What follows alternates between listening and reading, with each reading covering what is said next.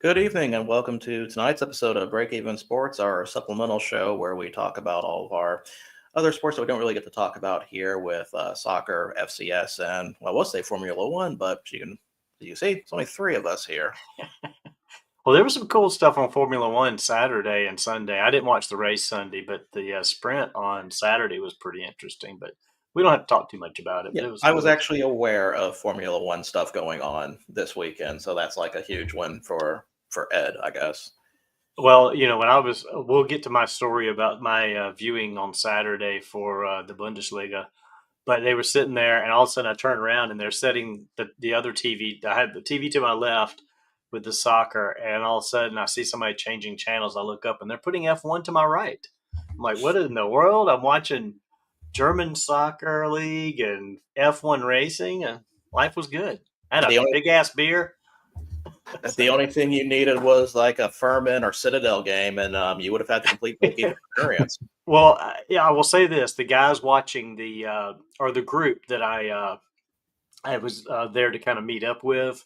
They were a mix of Carolina and Clemson one, but they did have an iPad on the table with the South Carolina Oklahoma game on. So I wasn't much paying attention, except that I kind of see the score every once in a while. But yeah, I that wonder was a how long that took before it got turned off. no, they kept it on. They were gluttons for punishment, I think. So we'll talk about that on Tuesday for sure. But Sure. you know, I was kind of wondering going into tonight if we were going to have a lot of stuff to talk about with FCS and soccer. And yes, after looking at everything, we do, including some controversy that me and Donnie pointed out that involved a article being retracted and not corrected at all. So we'll see what that's about. Now, before we begin, I'm going to go ahead and put a disclaimer. You guys know there's apparently a significant sporting event going on tonight that is going to distract a few of us in this chat. So we'll try to pay attention. And yes, I am talking about WWE Raw, which is what I'm watching. Exactly. Well, I've got to know what the breakdown of the vision is all about. Oh, it's well, the without going too much spoil, the title's now vacant. Oh, wait a second. Do we have breaking news? We have breaker in news, yes. So the title is now vacant. Seth Rollins has abdicated the title because of injury. So they're going to do a the shoulder's real. The shoulder is the shoulder is real. So, but we're not going to get into that much. We'll talk about other stuff first. We're going to start with soccer, and if Ed was here, I would say 3 out of the 4 of us had really good days. But really, all 3 of us had really good days. Yes. Really good results in general. Patrick with the 2-0 win against Forest that ended up getting a coach fired. Although you also had to keep your red card streak going. What was that about? Well, it's par for the course at this point. And it's not even like kept to the players. It's also our manager. Luckily, most of them have not come at time. They come when the result has already, almost been assured. But it does make like future fixtures very, very tough. I actually think Malo Gusto is probably addition by subtraction because he was really, really poor on Saturday. But I do think that that it's going to be a selection headache for Sunderland at the weekend. I mean, obviously we have Ajax before that, but good result this weekend. I mean, I'm not going to get too excited because it was Forest, but yeah, it was a good result. I mean, and some of the other results at the weekend were really helpful. So take any win that we can get. I mean, we've obviously lost some games that we shouldn't have lost. So, or drop points rather that we shouldn't have dropped. So it was good to go. It was good to go to the city ground and get 3 points. And Ange, as we'll get into, only lasted 39 days, but yeah, that's a shame. I'm honestly shocked it took 39, but we'll talk about that further. As for the rest of the crew, Ed said's not here. The last message I got for him was fucking Aston Villa, and then he just didn't show up, so I don't know what that's about. He may come on later. I'm not sure about. And Eric hates the sports that we talk about, so Mr. No. Prophet will not be here. Yeah, Eric's not a Monday night guy. Well, when Ed gets on, it's going to spur some conversation, though, right? Of Oh, course. yeah. We'll definitely spur some stuff, conversation for sure. As for my A little soccer, tit for Tottenham. Ooh, I like that. as for my soccer weekend, had the big derby with Kaiserslautern and Karlsruhe, and man, when Karlsruhe scored the goal at 2-2 to tie it up, I was thinking those are 3 points gone, or those are 2 points gone. Well, But especially man, losing it as late as they did. Marlon Ritter in stoppage time, 3-2 goal. I lost my shit as much as I can at 7:00 in the morning on a Saturday. So my day definitely started out well. But Donnie, your day is probably the more interesting to go over with with basically the events of your game, and then also your experience that you had with your first this is your first Bundesliga game. Well, yes. Although I will, full transparency, when I got up for first thing Saturday morning, rather than watching the NFL game day or anything like that, I took in the Munster Dynamo Bundesliga 2 game. Rhonda's like, boy, we're just going all soccer right now. I'm like, yes, I am. So I was like, you know what? I'm going to check this game out. And that ended up being an actual pretty damn good game. I'm going to be honest with you. You were probably the first person I've met who ever said that their first Bundesliga experience game involved Dynamo Dresden. So, I mean, take pride in that. Yeah, that was that was a really good match there. I mean, it was fantastic.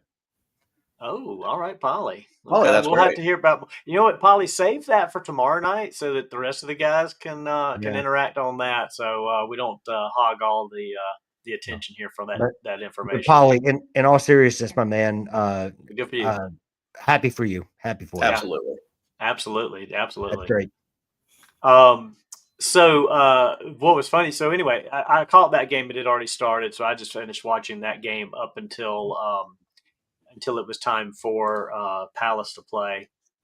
And so I rolled right from that game, which ended up in a 2-2 tie there, or draw. Excuse me. Let me use a proper terminology. The draw. Yeah. A draw. And then Crystal started playing, which in the meantime, Patrick tried to trip me up.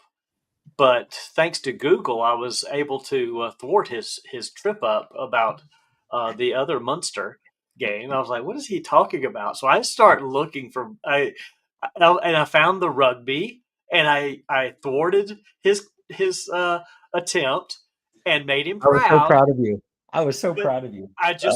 I'm a guy of full transparency. I'm not going to take full credit. Thanks to Google, I was able to work around that one.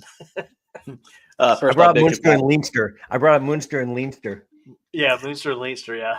Well, first off, Big Chupapi, glad you're here. Glad to able to join. Yeah, when he texted that, I was like, he's doing a bit, but he made me think. I was like, is he talking about like a Northern Ireland team? What's he doing? And then when he said rugby, I was like, oh, that's why I couldn't find anything.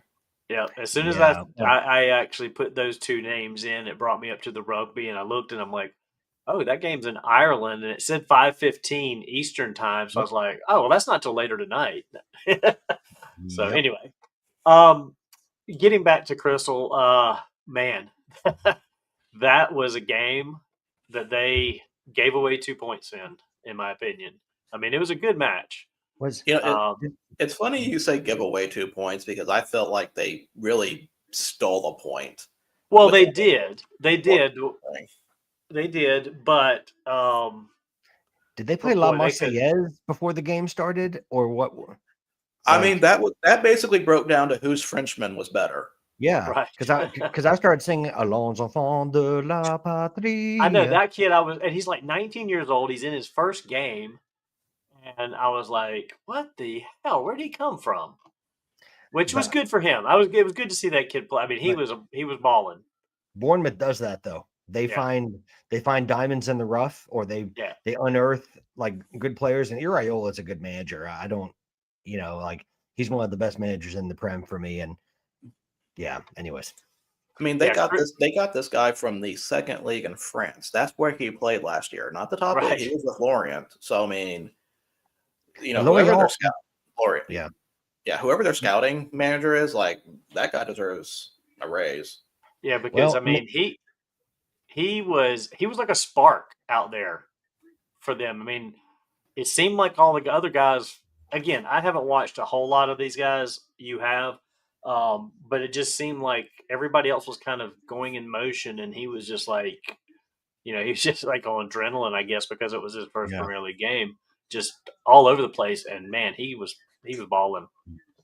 Yeah, I had to ask Virgil for a full scouting report on him because I hadn't seen him play. So Virgil had to give me a full breakdown on, on his history at Lorient. So Yeah, I was kind of well, because when I was looking into him, because like I saw the brace, and I'm like, I don't know who this is. Like I have no recollection. Just pulling up his history, like my eyes just widened because like, how is he playing? I mean, how is he playing? A, he's playing the Premier League already, and B, this yeah. effective. Well, Right. but I mean, we've seen in the past, it's become really popular to go to the French league to unearth some of these talents, right? I mean, it's Right. like N'Golo Kante was not playing at one of the top clubs in France when Leicester City brought him over. And Donnie, just for context, he was a player that won the Premier League in his first season for Leicester City, which was Okay. the first team that wasn't like one of your classic top six. I remember when Leicester they City won the that and title. how big a deal that was. Yeah. Yeah, and so then he moved to Chelsea, and he was arguably Chelsea's best player for like 5 years. You could say that they're the Meowby of England. Well played, sir. Well played. Another big thing we'll talk Listen, about later. I thought I was going to cry happy tears today. I honestly did. I was following that on my Gamecast, and I they have you were to thank for turning me on to that because I didn't even realize that they were top of the table until about 6 weeks ago, thanks to you. And I've been following it like a hawk since. Oh yeah, So, it's definitely a nice surprise one. I think after they swept Malmo, and that Malmo was the last champion. It's like, okay, this team may be real. well, But I mean, Malmo and Hammarby are normally the two teams that are up there or thereabouts. Yeah, so big win for them. But we'll go and warn that one because I also need to talk about my search for this game because I was led astray and I was very disappointed in it. But we'll get to that later. But Donnie, let's go back to Palace. So of course, Hakuna Matata. Sorry, bad joke. He was. I had to actually ask you what it would have been had he gotten that fourth goal, and you said it was. But he would have. He was close to a haul. Yes. He did have the hat trick, and he is literally kicking himself for that last one because there was nothing more wide open than that fourth shot on goal, and he just caught it with the top of his foot, and it went straight up over the goalpost. I almost spilled my green tea all over me because I thought that was in. He had the position. The world, you could look at that and pause it as he goes to kick it, and 99 out of 100 people will tell you that's a goal. So he messed up his own song though, because I mean he shouldn't have gotten the hat trick because he could have said Hakuna Matata, what a wonderful brace. Oh, see, that works. Okay, all right. See, you're like over my head right now, but I'll get there. Well, a brace is 2 goals. Oh, okay. All right. Like you'll hear someone say that they bagged a brace. It means that they scored 2 goals. Gotcha. However, whether that's a PK or whether that's a goal in open play. But anyway, that ended up being a pretty good game. I'll take any points over no points, I guess, at this point. So I enjoyed that, and I was actually so my plan for Saturday was that, which I'm getting to here, is that I was going to go down to the local German beer garden brewery, which is Bierkeller Columbia, and it's a full proper German beer garden. So I'll let you answer that in a minute. Patrick. Mm, Watch the Blue Jays for a moment. mhm. But again, my plan was, as some people may know, some may not. I was trying to pick a Bundesliga team. Found out that Bierkeller is the home of the official South Carolina chapter of Bayern Munich's team. So I was like, I've got to go down here, and they are going to be my team, and I want to meet these guys and learn what I've got to do to start being part of the gang, so to speak, down there. So I walked in, and the game had already started because I stayed here at the house to see how the Crystal Palace Bournemouth game finished. And so I get in there, and I think already maybe 10, 20 minutes, 10 or 15-minute mark in the game. And they have their little group of people over there at the table, their jerseys and everything. And I was just kind of Rhonda and I sat at a like a big picnic table kind of area right beside them, so I could see the TV and just sort of hear what was going on. I did say hello, but I didn't really just like jump in because I didn't want to interrupt the game as they're watching it. And when it was halftime, they were all kind of talking a little bit. So I basically just waited around till the end before I really introduced myself and wanted to talk to them because I didn't want to distract from their time of what they're used to doing there. So a lot of fun. Ron and I ordered pork schnitzel sandwiches. I'm glad you cut to the chase with what it really. I'm glad you translated what you said. Okay, fine. I was stalking them. Well, it's you should have just walked in with like a cane and said, "Sorry, I just came in with my Harry Kane." So you know. Well, again, I didn't know much about the thing team is, yet, so I'm learning. Virgil's putting his head down in his hands because he appreciates how intelligent that joke was. That's really it. Like it's sure it's not because you thought it was so horrible that you're just ashamed that I'm even on a different screen from you. I mean, it's certainly nothing like that. And in hindsight, it would have played very well because Harry Kane did score the first goal for Bayern. Which you'll learn he does quite often. Yes, you will hear that name quite a bit. And Donnie, I don't know if you know this, but Harry Kane used to be on Ed's team, Tottenham. Yeah, I'm familiar with Harry Kane again because I listen to Dan Patrick a lot, and Dan Patrick just loves the name Harry Kane. He goes, Harry Kane. He does that a lot on the radio. So. Well, no, I just need to hear like a Harry Kane interview because he's so interesting when he's talking. Yeah, I mean, he's just, Virgil knows. I mean, like, yeah, I won't do the impression, but it's let's just say, put it this way: if you watch 4 Tunes, as I'm sure Mr. Brooks has watched on occasion, it's been a while. Yeah, but do you remember them doing Harry Kane? Vaguely. I probably need to go back and watch some of that. Well, and then there's another impersonator. I had to send you both the video, but a gentleman does a great Harry Kane impression. Okay. Well, so as I was stalking them, as she likes to say, basically we enjoyed a good lunch there. I got me a liter of Schwarzbier, which was a fantastic dark lager. I've had that before. They basically have 4 beers on tap. Can I just kind of interrupt real quick about that? 2 things. First off, Big Chew Poppy, we're going to be talking about Texas tomorrow. So that statement's more for them. Yes, thank you. Yeah, everyone spends big in the Premier League at this point. I don't even want to hear it. Except for Wolves. But when you showed me that beer, it goes true to my standing. A good beer is one you cannot see through. Absolutely. All those other guys over there had the golden beer. I'd have to look at which one it was, but there was a couple of good. They've got 4 great beers there, by the way. There's one German beer I can't do though, and it's Hoegaarden. I just have never acquired a taste for Hoegaarden. I've only had it one time, but I really don't well, and for me, and maybe it's an acquired taste. I don't know. I'm not well versed in my like Hefeweizens and some of the other ones, but listen, I gotta sound like Donnie. I gotta sound like Donnie a little bit, okay? I mean, I know all of you guys know you and Virgil know your different beers. I know what Hefeweizen is. So Well, this is what they have on tap there. So they have their one of their flagship beers is the Keller beer, which is an unfiltered Franconian lager, which again you can see through that one. They have an alt beer, which is their take on the Dusseldorf Classic. It's a nutty maltiness, and it's a little dark. It's not quite as see through. And then That's they probably have good though.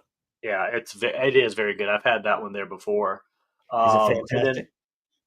oh yeah, absolutely. And Land Beer, their second anniversary beer, a Franconian country lager that uses heirloom malt and earthy hop presence. And then they have the Schwartz beer, which is a dark lager, which I think the dark lager, if I remember right on the board, I think it might be a collaboration with Columbia Craft Brewing, actually, too. So, Hmm. Yeah, hey, there I was Terry, going they're to. doing more. Terry, they're doing more than just to avoid relegation. They're You doing you really are well. you are number 7 in the table. You are 7 spots ahead of Newcastle. I think You're tied on points with Chelsea. you're definitely doing more than avoiding relegation at this point. But as someone who got, just promoted, I understand the concerns. But Yeah. Oh, they're going to beat Chelsea. They're going to beat Chelsea at the weekend. You think they're going to beat them? I think so. I think with the form that Sunderland's in. But I'm going to stop being rude and let Donnie finish his story. Sorry, Donnie. I apologize. No, that's fine. That's fine. So anyway, I will wrap it up because I am rambling on too. So to make this long story less long, once the game was over, I did go and talk to the guys and introduce myself and found out that one of them was a Charlotte FC fan. One's actually an Atlanta United fan. They were talking about how before, excuse me, not before, but when MLS started, they all kind of picked something that was close to them or had some connection for them. So anyway, they're really nice. They said that it would take a little while before they would let me know the secret handshakes and all that kind of stuff. But no, they welcome me back anytime they have the games. The brewery will post if they're going to be there. Every once in a while, they will. He said, go over to British Bulldog Pub, which is that pub that I was at a few weeks ago as well. So it's either at the German German brewery or the British Bulldog Pub. Well, if you go over there, you have to order the Davy Boy Smith. Okay, I mean it's the Davy Boy Smith. Okay, yeah, I'll keep it's that in mind. outstanding. Yeah, Okay, great sandwich. Great sandwich. okay. But no, Good for your Bret Hart. What you need to do is you need to go ahead and start the Crystal Palace chapter so you can stay and watch the game there. And then when the Bayern game comes on, you won't be missing any of it. Good point. I do need to work on that. So I had a good time. I really enjoyed it. And like I said to you guys off air too, I think as I'm watching that game, they threw some F1 up on the sprints up on the TV to the other side of me. So I had F1 on one side and Bundesliga on the other, and it was a fun afternoon. And then made it home just in time to start watching the Clemson game, which we'll talk about more tomorrow. So Oof. Yeah, oof. All I'll say is I feel your pain. Yeah. Yeah, it's funny that our soccer teams did well because our college football teams did not. No, they did not. I want to talk about. I know we'll talk about this tomorrow night, but one good thing for Oklahoma State, go Pokes. Those helmets are sweet. And I would also say that the game and the crowd were pretty bananas. Yes, they were. And to this day, I still have no idea what that was about. So hopefully we'll get some more insight on that. But maybe did Jesse Cole go to Oklahoma State by any chance? No. I felt like if he did, I would have known that. I tried to look up, so I need to dive into that because I tried to look and see why the banana costumes were there too. I haven't seen anything specifically. It was homecoming that day. So did the fraternities all just do that maybe or something? That's what I'm guessing. Okay. I'm sure it was appealing. Well, I mean, they had a sign called Pete's Peelers, so I mean, it kind of makes sense. Well, I mean, as hot as it was, I'm sure they were pretty ripe by the end of the day. So anyway, and they only slipped a little bit. I will say this though: Oklahoma State is at least finding ways to be in the news for as bad as their team is. they're finding some way to stay in the conversation. The tarp off guys, which started a movement among a lot of other teams this weekend in a lot of other places, and I only see that getting bigger as the season goes on. To be honest with you guys. So Terry, what you don't know is I'm actually going to be doing the show shirtless tomorrow. So Swinging around. yeah, little something to be excited for on that. Yeah. And Arm also, tired? I also need to check my the homecoming ticket I got when I went there back in 2008 because I am starting to. I'm pretty sure we actually sat in that section back in 2008. So yes, technically I have been to 231 before. Big Chew Poppy said, Sure. shirtless. I mean, gotta do something for the ladies. Yeah, true. Tell them. Tell them.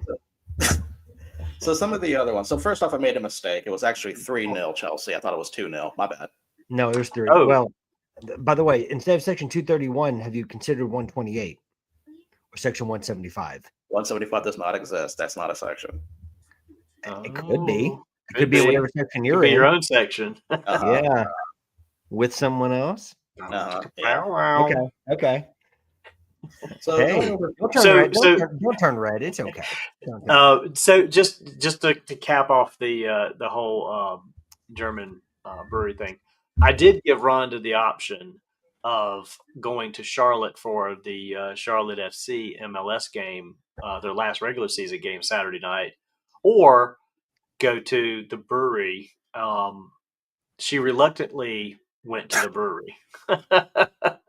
She did not want to go, and I was like, "Fine, don't spend time with me." I sort of guilted her into going. So Yeah, she was a trooper, though. She always is a trooper, she is. and she did enjoy the sandwich and the cake. She'll probably comment about the cake. They had apple strudel, apple cake, and a Black Forest cake, and that Black Forest cake was double fantastic. yeah, you had to get the Black Forest cake. I mean, come on. Absolutely, that thing was Yeah. awesome.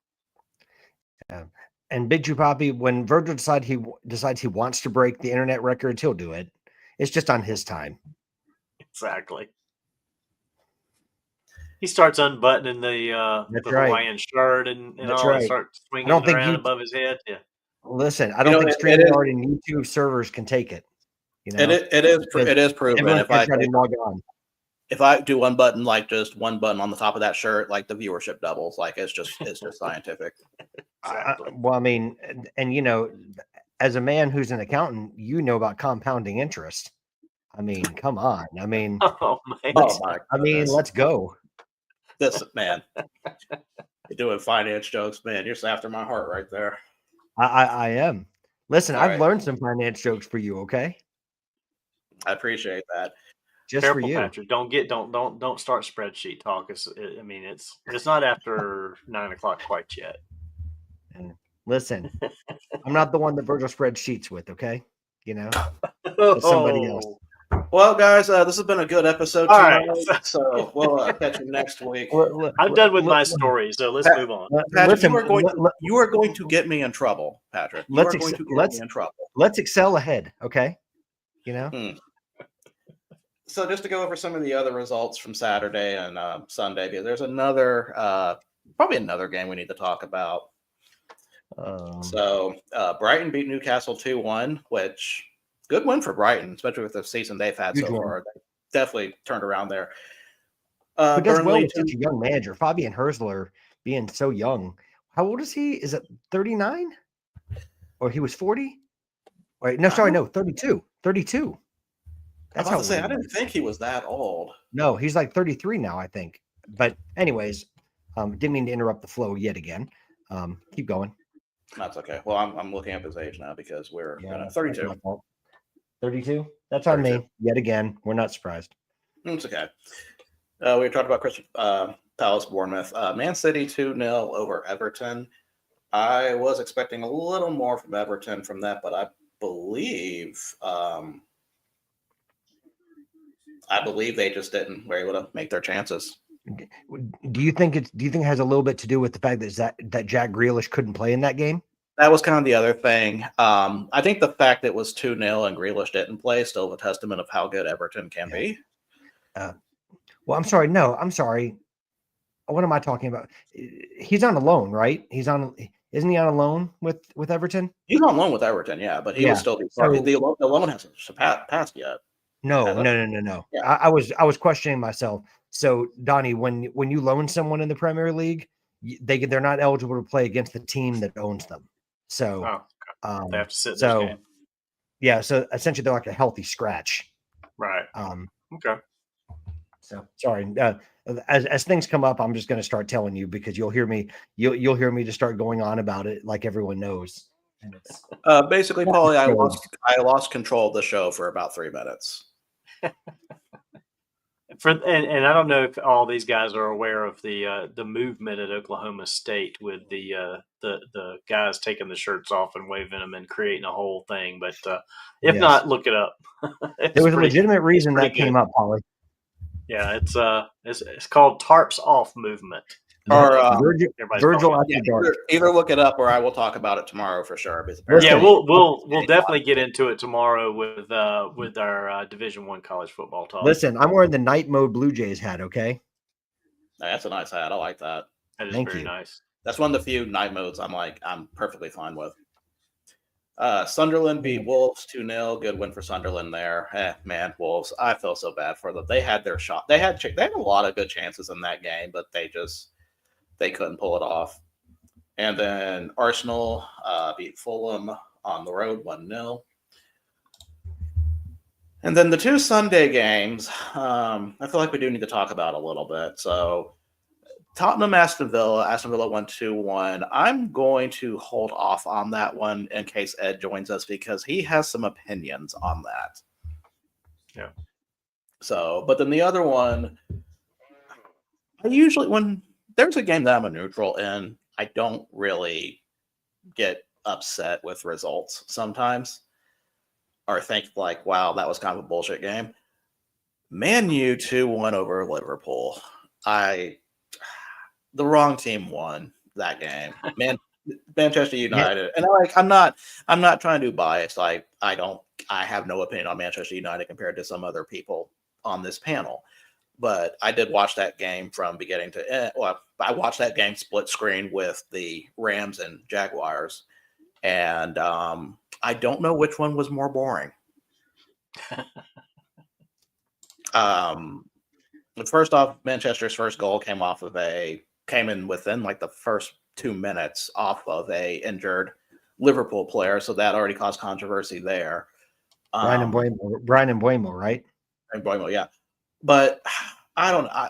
Watching this, I wasn't really that impressed with Manchester. And, I never ran. I know you're not, but I mean, like, I feel like that should not have been a win. A draw at the most, but they pulled it out. They found a way to win. Yeah. And was Mason Mount a false 9 or was he playing at the 10? I thought he was a false 9.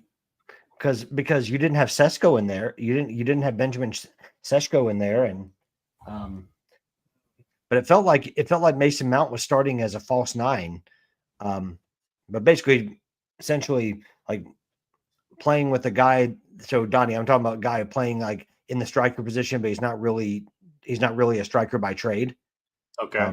Mason Mount is like normally an attacking midfielder, and he was playing up front, which they would not be the first team to do that, but they just bought a huge striker for £75 million in the summer, and they and now they're playing a false 9 in a big game against Liverpool. I didn't quite understand Ruben Amorim's thinking there, but they got 3 points. So who am I to question it? Yeah, well, maybe he's the Aaron Boone of Premier League. There's obviously a reason that I'm not a manager. So well, there's analytics involved in everything, Patrick. There is, unfortunately. It's got to be analytics. God, they make my head hurt. I know. I'm an eye test kind of a guy. Me too. Terry, you're right. J-Rod's on a heater, and Shane Bieber is always liable for a home run anyway. So, I'm not altogether surprised. He's been killing the Blue Jays this series, but we're still in it. It's not done yet. So, we'll see if the offense can can react. If not, then you got to give the Mariners credit for what they're doing. They're hitting. I'll Shane say Bieber tonight. this: I just peripherally, if the Mariners were to win this, Polanco's got to be the MVP for them. He has been so good. Well, he's not been. He was great in the first 2 games of the series. He's not been great since. But I guess that's true. J-Rod has been. Well, the Blue Jays have kind of owned them the last couple of games too, for the most part. For the most part. They're not owning them tonight. That's for sure. Bieber's getting hit around. It's all arms on deck. So, well, I mean, and if they win it, credit to the Mariners, right? I mean, it's about who shows up in Game 7. I'm not gonna. This one, I'll say this: this one is earned either way it goes. Yeah, it is for sure. It is. And I'm not going to be upset. Really, I'm not. I mean, obviously it's going to hurt if my team loses, but at the same time, congrats to the Mariners, right? I mean, it's if they win, but it's still 3rd inning. It's a long game, so we'll see what happens. And then the Premier League game happened today. Brentford beat sad little West Ham 2-0. What's going? So that's not even a ship that even Nuno can save, huh? I think that ship's going down. Were you shocked that Nuno took that job to begin with? Yes, I was too. I don't know why, honestly.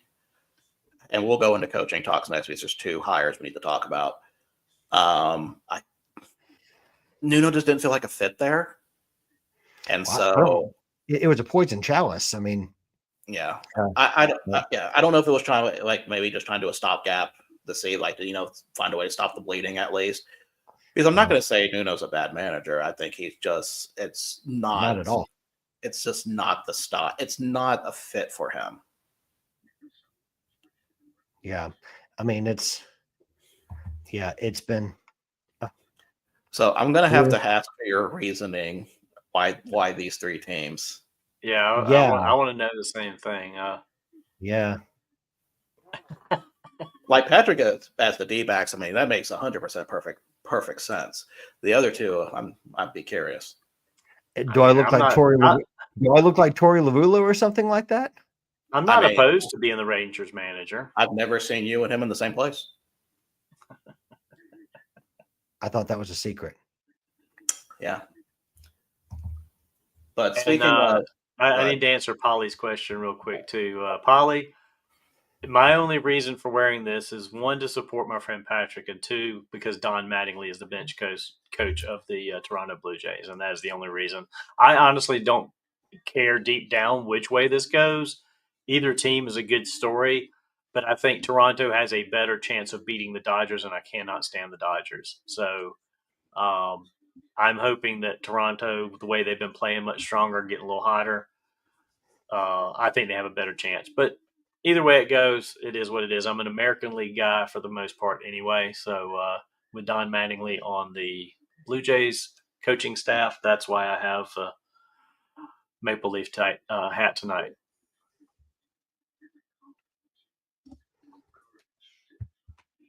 Yeah, I'm not looking forward to playing Arsenal on Sunday. That's a tough. But it depends on which Arsenal you get, though. Well, that's true. Because Arsenal's playing. Who do they have?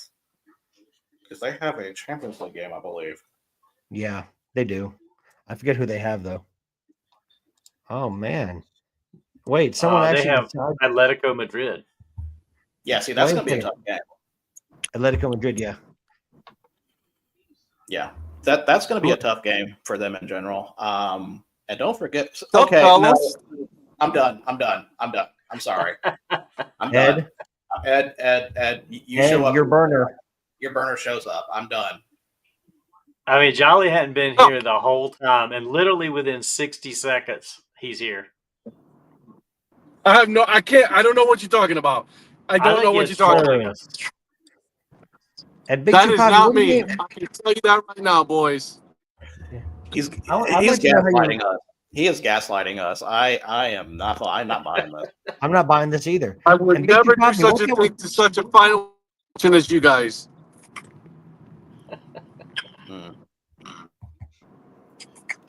What do you mean? I'm only going to do good for one season, then fall off? Big Chew Poppy. What does that mean? Perspochi and Donnie grew up together. He's that not that I wrong. believe. He's not wrong. Uh, Hey, I'm just Bruce to Bochy. finish my point on Arsenal. I hope we at least pull a draw like we did a few weeks ago against them. Well, So don't forget you have a conference league game coming up against AEK Larnasa. that's true. yeah. Absolutely. Yeah, that's Yeah. I heard Donnie, are you going to That's travel for that Thursday. one or no? That's at Selhurst. No, I'm actually going to be at Savannah Bananas game on Thursday night. So Oh, I'm a one-trick pony. Okay. Gross. Well, you gotta they're be playing. careful. They're playing at Clemson against the Clemson Tiger baseball team again. You this got to be year. careful of those Cypress teams. They can be sneaky. And, like, I'm not They even can. trying to be funny about that. Yeah. Like, No. they can get No, a they can result. be. Yeah, and these guys. Let's see. And Big Chew Poppy's trying to gaslight me. So let's talk about some of the new managerial hires that happened. One in the Premier League. Actually, hold on. Let me verify to make sure that one actually happened, because I don't want to say that it did and then give you bad information.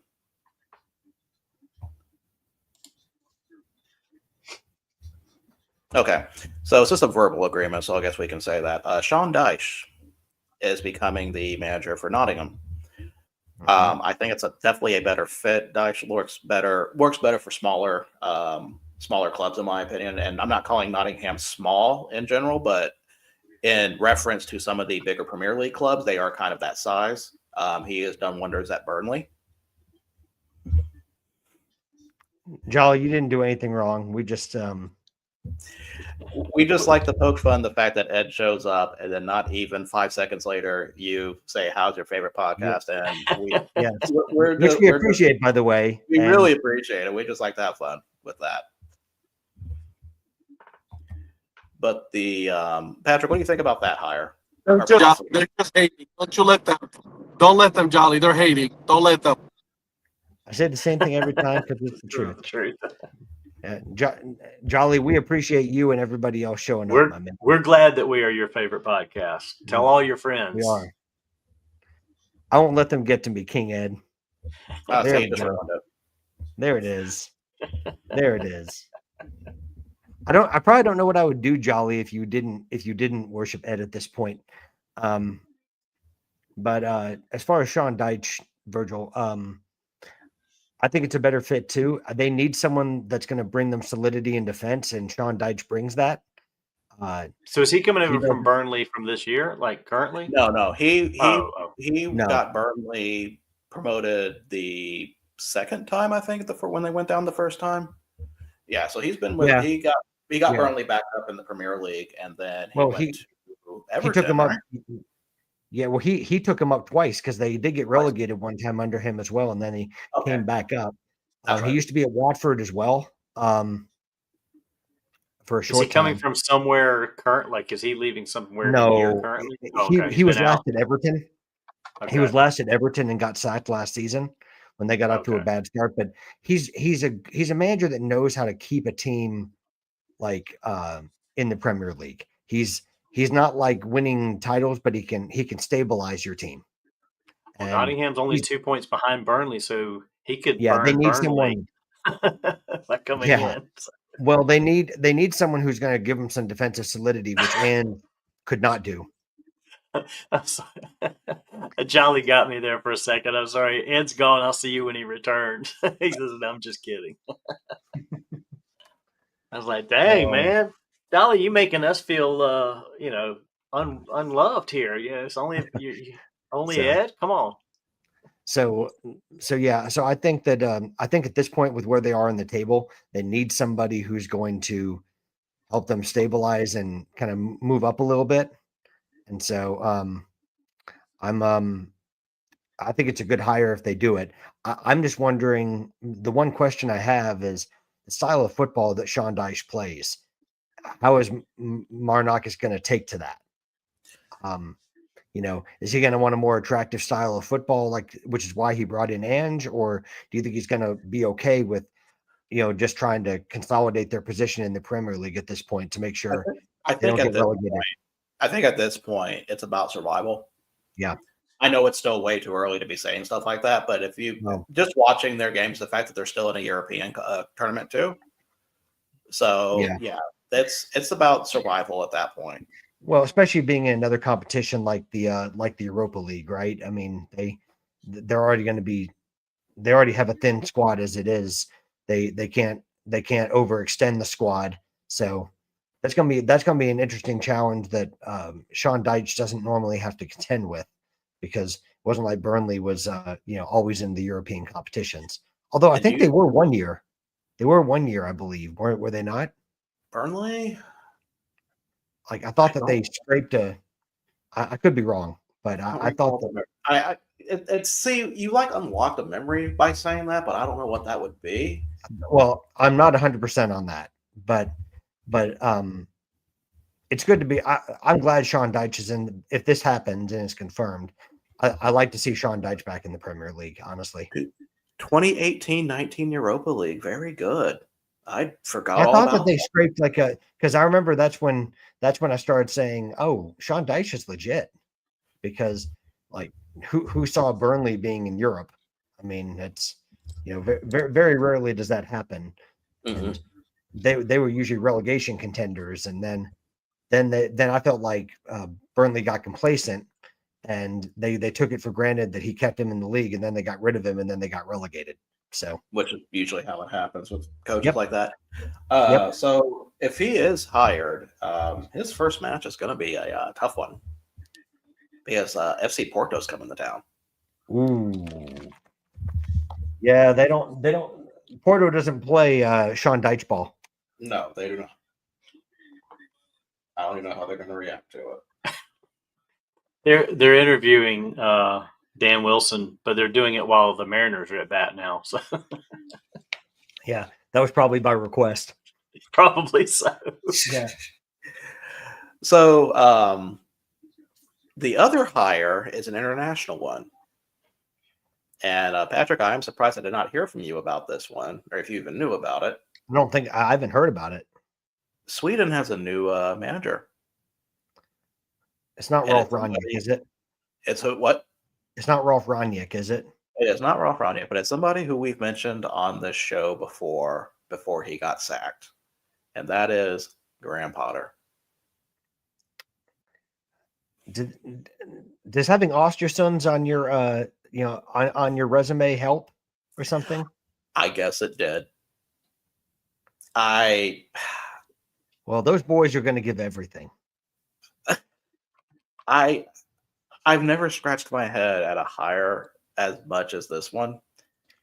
I know Sweden's been pretty. I mean, Sweden lost to Kosovo, so I mean, I kind of understand a change needed to happen. But is this really the answer?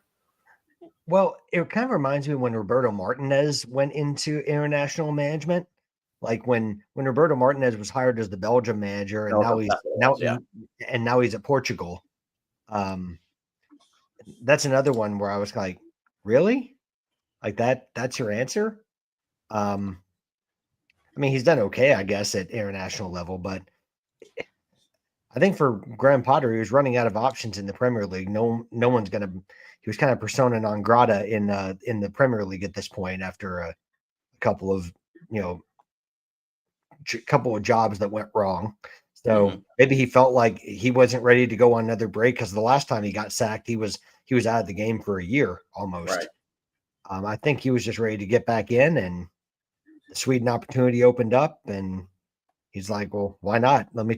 He was up for the England job at one point when he was doing well at Brighton. He was mentioned. So it's not the first time he's been linked with international jobs, but no, I don't know that it's the answer to Sweden's problems. But listen, I like Graham Potter as a person. I think he's always been, very classy. So I hope he does well at Sweden. I just don't. That really does surprise me. I mean, they definitely needed a change with what's the biggest their run of form in the qualifying in the table. It's not pretty. Yeah, who was the manager before? When? You're gonna ask me that. I don't remember. I don't his think it was a name. big name. I think it was probably a Swedish manager to begin with. I just don't. It wasn't Bob Bradley or anything, was it? No, it was not Bob Bradley. John Dahl Thomason. Okay. Yeah. Yeah. Yeah, fired after the 1-0 loss to Kosovo. Yeah. Well, where Sweden is in the table right now in qualifying, they have no business being there. No. So And see, Jolly, you're close. Mike Gundy to Sweden, I think, could have worked. Mike Gundy would be great as the Sweden manager. Yeah. So we're going to go outside of Premier League for a minute. There's two things I want to talk about for sure. One is, of course, the Swedish league, about what happened there. But I also want to talk about, I don't know if you guys happen to see this or not, what happened in Spain, in the Spanish league. There's two things. One is the protesting of each team, all the teams protesting about the Miami game between Villarreal and Barcelona. But did you guys happen to see Getafe and Barcelona? Or hear about what happened? Okay. No, I did not. I am going to read the stats, or the transactions, for one Alan Nyom. Nyom, probably. Nyom. He was a sub that came on for Getafe. So in the 76th minute, he gets subbed in. And in the 77th minute, straight red card. Ooh. He was only in there for a minute. Wow. What do you do? Drop kick somebody? Basically, I think he slid into somebody. Studs up. Studs up. Wow. He was there. That'll do it. He was there longer complaining to the manager than he was actually logged into the game. And usually, I know it's such a small, insignificant thing because I said Barcelona, I meant Real Madrid. Real Madrid won 1-0 in that game, and they already had a red card for another player. But I've never seen a player just last not even a full minute in the game like that. Like, I feel like that's got to be some kind of record. Well, that hurts your. I mean, I don't think you can be expecting to be in the starting 11 anytime soon. When you do Starting that, 11, that may get you knocked down to the Getafe B. That might get you to the bomb squad. That teams are starting to employ. Which, by the way, Donnie, our next goal will be to find you a La Liga team. I'm sure there's a bar that all of a sudden randomly he picks Barcelona. You know, I'm sure there's a random bar in Colombia where it's like, I didn't pick a team, but then Barcelona all of a sudden became my team. Like, who's this Lamine Yamal that you talk about? It'll be like the Colombian Catalan team or something. He'll find. Yep. I'm going to look up La Liga South Carolina chapters. They're going to be called the Catalan Fireflies. Thank you. Catalan Fireflies. That'll work. And then the other big one, and of course, I've been talking about this one for weeks. I've basically been begging all of you, follow the Swedish league because of what was happening there. And after a 2-0 win against Gothenburg, Mjällby, the team with population of 1,500 people who can't even host the Champions League games because their stadiums do not meet UEFA requirements, has won the Swedish league. And with 3 games to spare, they beat. They're up on Hammarby by 12 points. So with 3 games left, they cannot be caught. So to win it in that style. What was that? I said to win it in that style. To win it in that style, to win it dominantly like that, it didn't come down to the last day. I feel like we're going to be hearing more about that story now because I'm already seeing news groups that don't really talk about that before. I've already talked about that, but huge. That's almost. I mean, it's definitely a lot smaller compared to the scale of Leicester City winning the Premier League, but it's pretty much the same. The same style with that. Absolutely amazing story, and if you guys have not had a chance to look that up, MJA LLBY, and just read about the story.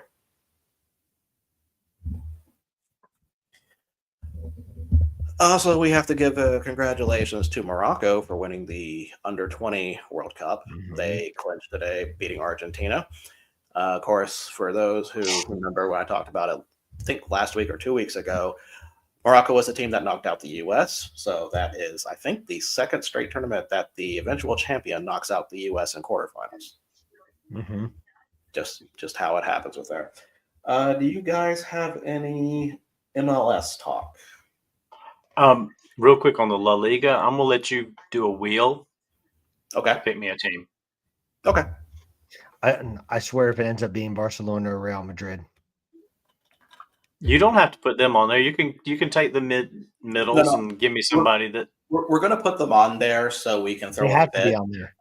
Yeah. So we're going to put them on there so we can throw a fit to remove them, like you guys did to me with the Philadelphia Eagles that one time.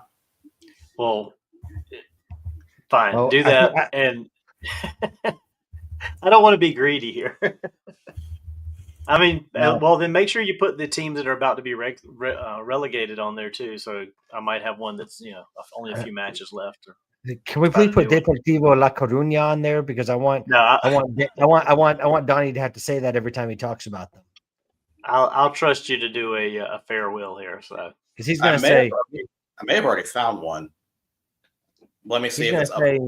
Yeah, because he's going to say, DLC played today. Deportivo La Coruña.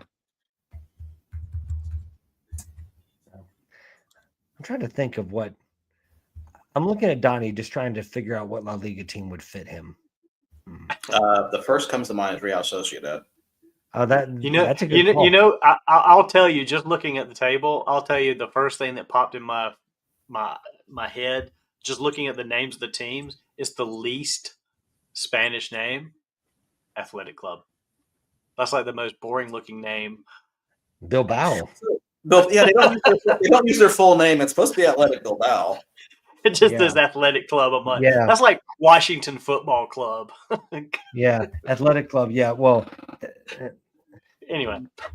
Would Donnie fit in the Basque region?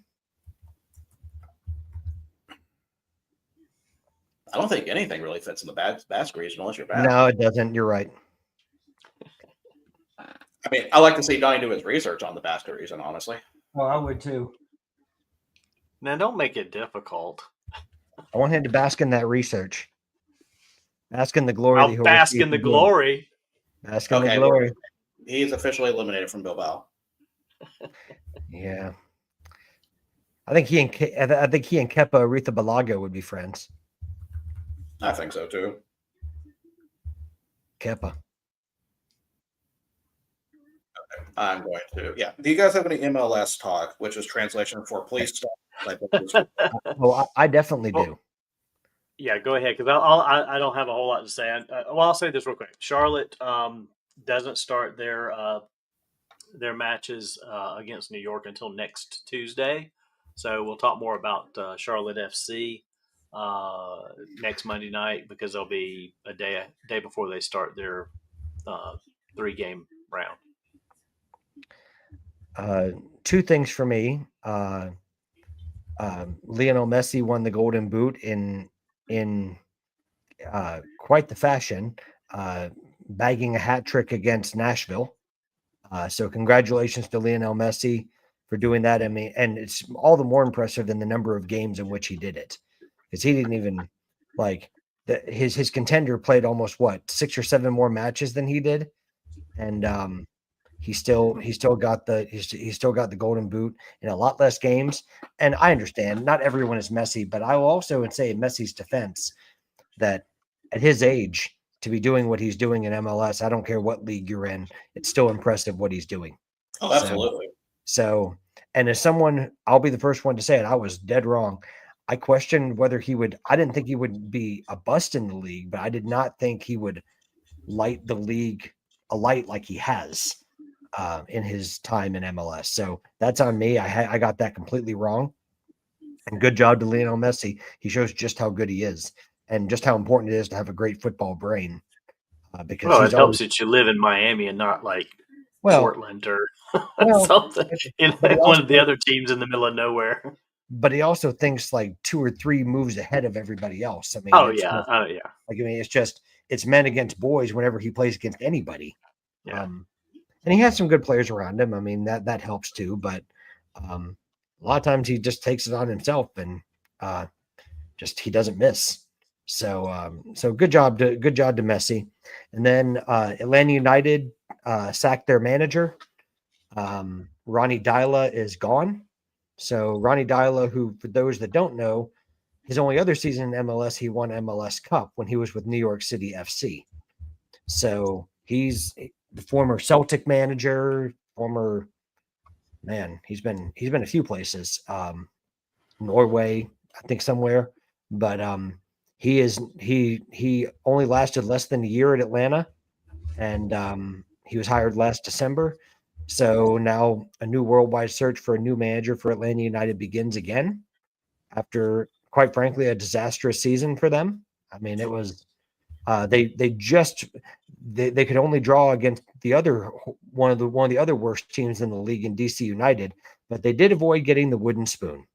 So I guess if we want to talk about a successful season, we can't do that, but we can at least say we have narrowly avoided the wooden spoon. But You made a comment earlier on our group chat that he did not something with the fans in the last game, like he didn't. What was And well, I'll preface this by saying this is just one person's opinion. Okay. Normally at the end of a game, especially at the end of a season, the players will bring out their kids and they'll do a lap around the field, and they'll wave and clap at and usually after every game, there's at least a few of them that'll go around and clap the supporters, thanking them for their, for cheering on the team during the game. But it was I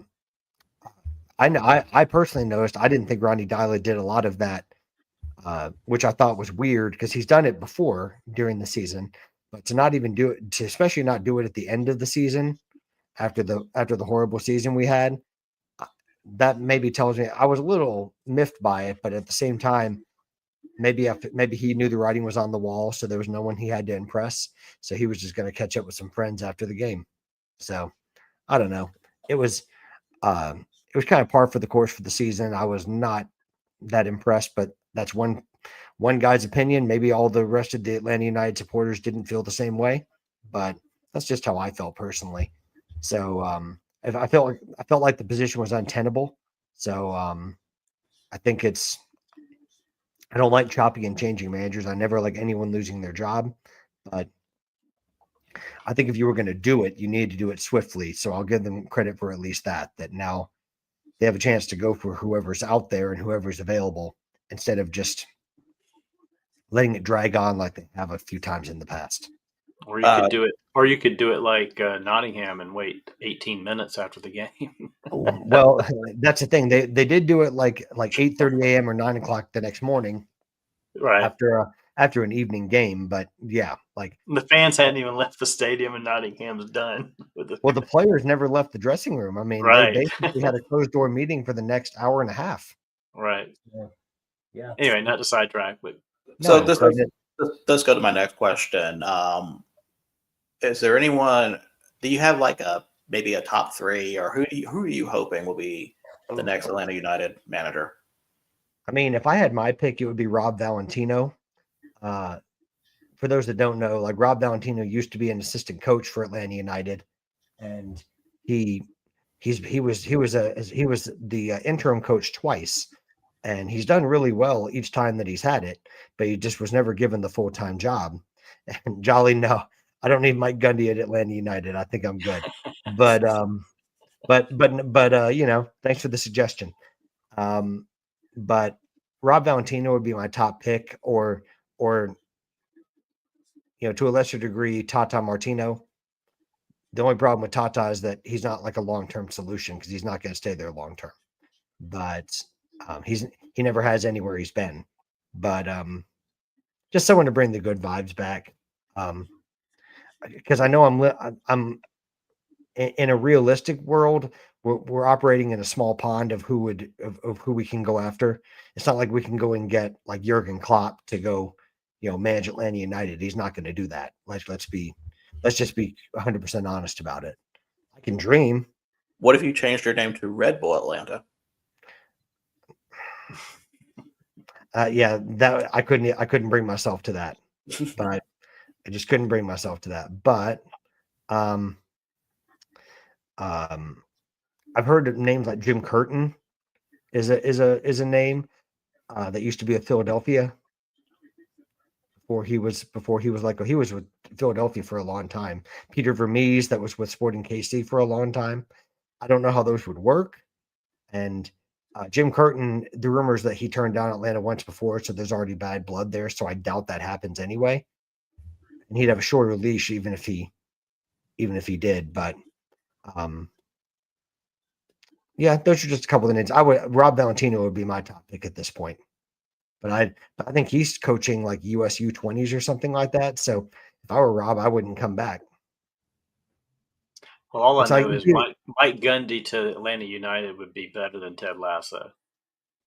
That's TBS should just like do that show right there. Well, guys, I think it's time. Actually, no, it's not time yet. One more U.S. soccer thing that to bring up because I just remember this story. Did you guys see what U.S. soccer is recommending the NCAA do with their college soccer program? Yeah. Yes. I am absolutely for it. Well, whether the NCAA go on with it or not, for those who are asking, U.S. soccer basically told NCAA, hey, I think promotion and relegation would work pretty well. You guys don't need conferences. Conferences kind of suck. So basically overhauling the program because it's supposed to help with development at the same time. I said I'm always for promotion relegation. In this case, I think that could work there, especially because you already have enough soccer teams. I mean, if you think about this, I think it just mentioned D1, but the idea of having D2 and D3 also involved, I think would be kind of just be beneficial. So basically, if this happens, and I don't know like how much financially NCAA would have to focus on that because it's not a flagship sport they really focus a lot of their attention on. But as soccer's grown, it could be something that would be beneficial to them if they would be open-minded to it and do it. I agree. But would you only scrap the conferences for soccer and then keep the conferences for all other sports? Yes. Absolutely. I mean, I was going to say, look, you'd have to make sure that. Look at our chat the other day when Eric posted the thing about the new hockey uniforms for Notre Dame, and they got Big Ten on it. And it's like, well, they play an ACC sort of football schedule. Now they Big Ten sort of in hockey. They play ACC baseball and basketball and others. Like, it doesn't make any sense. Like, just some of these sports outside of your football, your basketball, and baseball, maybe it makes sense to do them more like they're done around the world because you have so many international players in a lot of these sports. Well, I certainly think not having Pro Rel and MLS hurts because, like once you buy in, then you've basically got your place guaranteed. And if you want to tank, then you can certainly do that. I mean, you're not getting relegated to the USL. And frankly, I don't think MLS is ever going to adopt the Pro Rel. I think that's going to be limited. I think that's going to be limited to the USL because those people that shelled out a lot of money to get MLS franchises, they like the franchise model. They're not gonna squander the hundreds of millions that they gave up, especially the ones that have done it recently. But if USL does it and it takes off and becomes more popular, that'll change things. I don't know if it will. I'm just saying if. I'm just saying like these these hedge funds and millionaires are going to be millionaires. They're not going to like the risk of getting relegated. Right. Like they have to accept it. They're going to get into like the English game and into the internet, into the European game, because that's how it's always been. And Right. their supporters are not going to accept moving to a classic franchise model. Right. And it takes away from the. I'm with Virgil though, that I like the pro rel system, and I'm intrigued to see how it works in USL. Like there are teams that are in lower divisions now that I would love to see in the top USL division, because it creates new matchups. It's fresh, and I think USL needs that, because MLS has gotten stale. Like, MLS runs the risk of going stale, and USL has a chance to freshen it up for soccer fans in America. I love it. Just for my opinion, I think it's already kind of at the stale point, but that's just me. Are you talking about with MLS? Yes. Oh yeah. Well, I mean, shoot, like I have season tickets to Atlanta United, and toward the end of the season, it was tough to justify going to games. I mean, I went, but it was tough to justify it. Like, it's not, you guys know, it's never fun if you're going to watch a team you really, really love and you just feel like you have no chance of winning. Like, you go in and you feel like there's no chance at all that you have that you can even compete. And sometimes they'll surprise you on a given day, and you're like, then you get your hopes up that it's like, maybe we're back. And then they go back to and revert back to form or revert back to type. And it's, you got your hopes up for nothing. Right. So, I mean, having 5 wins over the whole season was a tough pill to swallow this season. So now I think it's time to find a La Liga team for Donnie. Uh-oh. We're doing this live, huh? We're doing this live. So, ladies and gentlemen, welcome to the Wheel of La Liga teams. So I'm going to go through all these teams just so Donnie knows what we have here. All right, let me pull up the table here and see what. Yeah. Okay. We'll have to pull up the table because I'm just going to read off the table. Okay.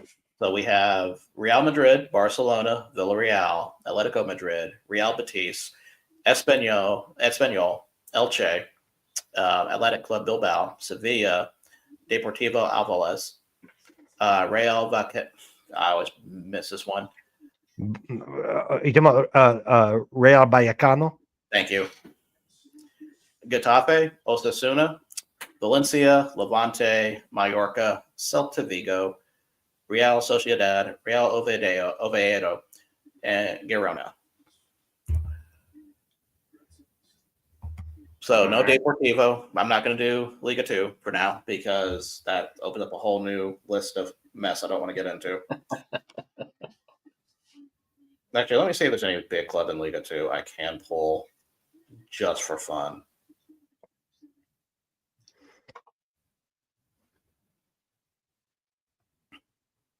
Oh, there's a lot. Oh, Racing Senator, Almora, Racing Santander, or Santander.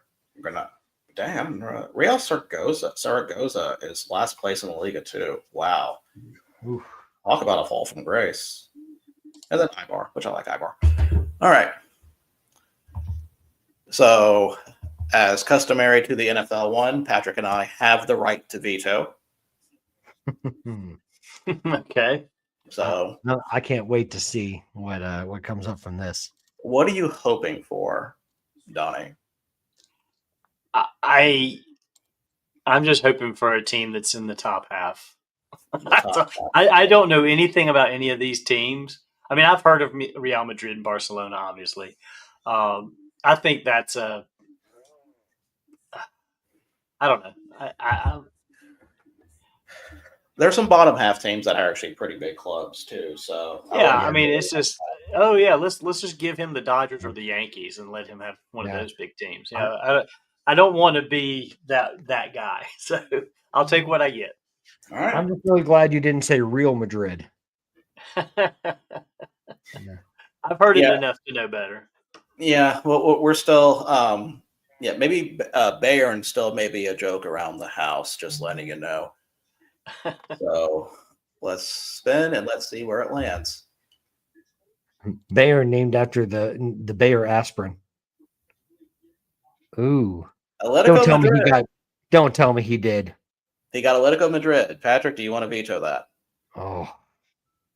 Virgil, I'm gonna defer to you on this. What do you think? So Madrid is 4th right now. They're not the same power team that won La Liga in the past. They're not They a got bad Diego team. Simeone. No, they're not. They got Diego Simeone. Right. Which I feel like he's been there for what? 5, 10 decades? It feels like it. We're going to spin one. You did it fair and square. Yeah, spin it again just to see what happens. We will spin it again just to see it happens, but we're probably going to give you Atletico Madrid. Okay. Unless it falls under. There's 2 teams I want to fall under. And Girona, the brand new spanking team from the La Liga, did well last year, not doing well this year, bottom of the table. We will give you Atletico Madrid. Yeah, I was gonna say, like Girona is Man City, Spain. Yes, and we can't have so, that. Yeah, so Donnie, Girona is one of the clubs from City Football Group, which is Manchester City. Okay. And so Manchester City's ownership group owns both teams. So it's kind of like with Chelsea, where they own Strasbourg in France.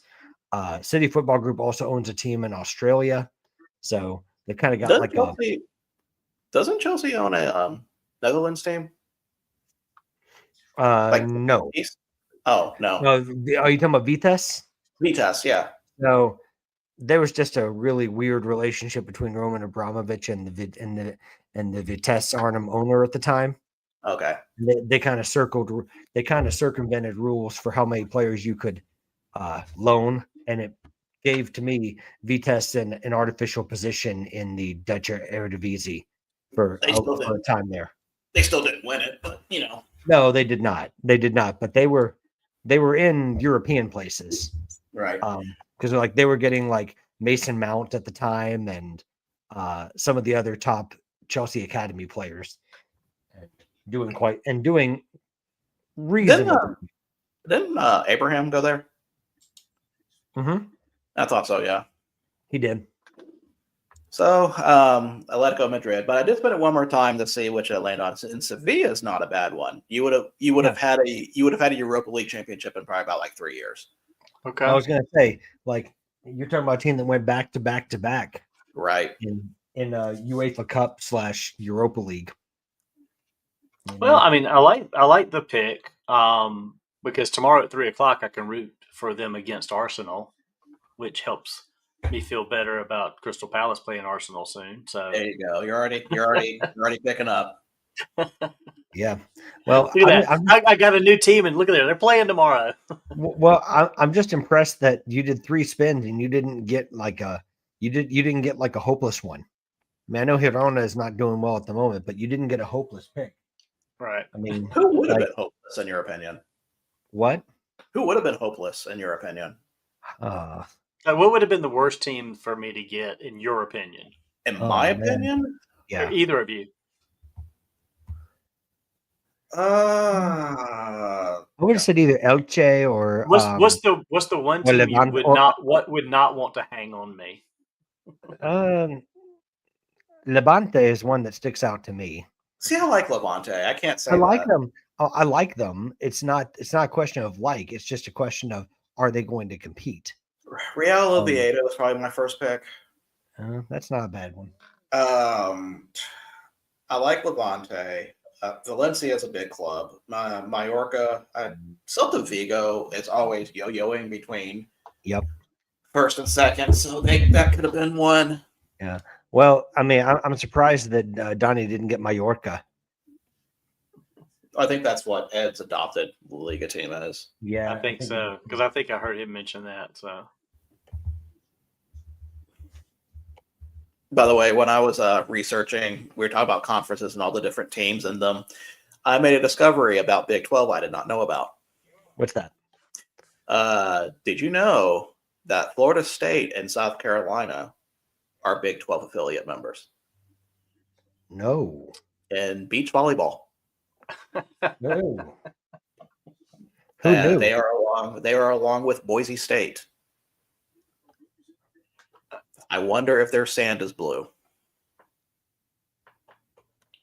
Why wouldn't they just all in that sport just be independent? Like, why do they have to be in a conference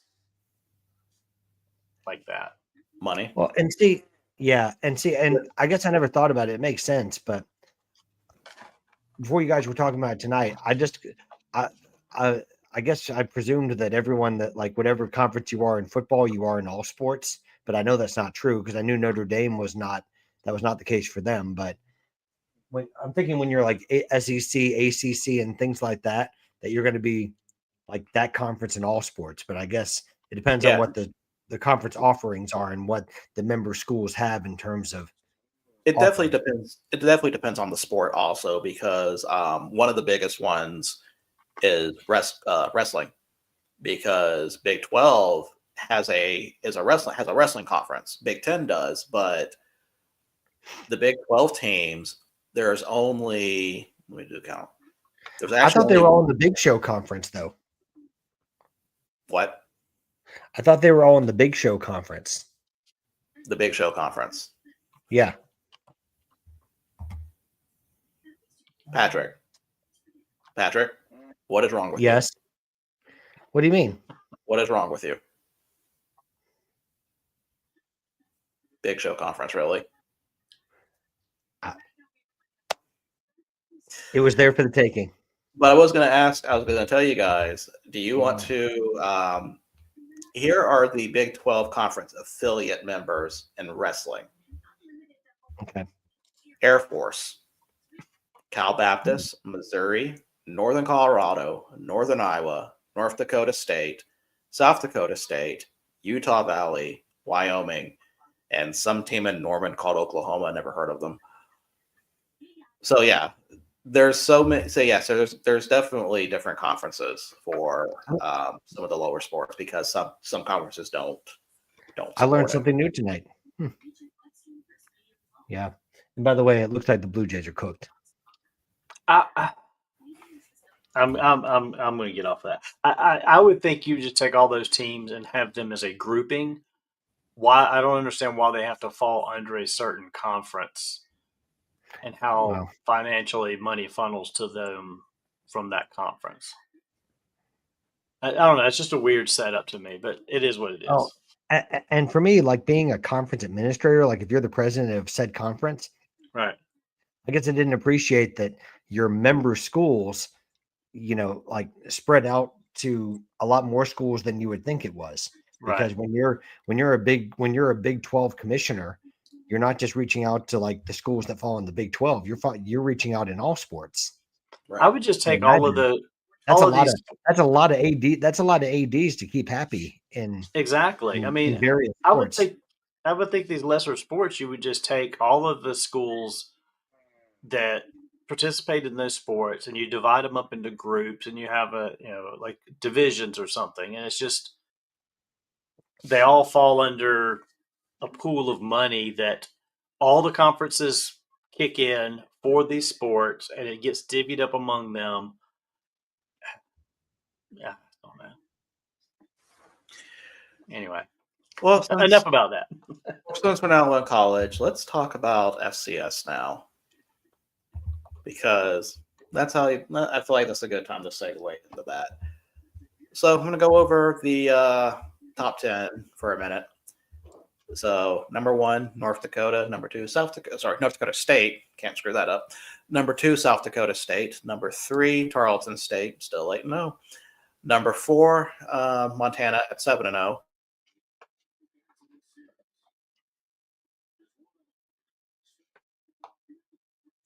Did he freeze up?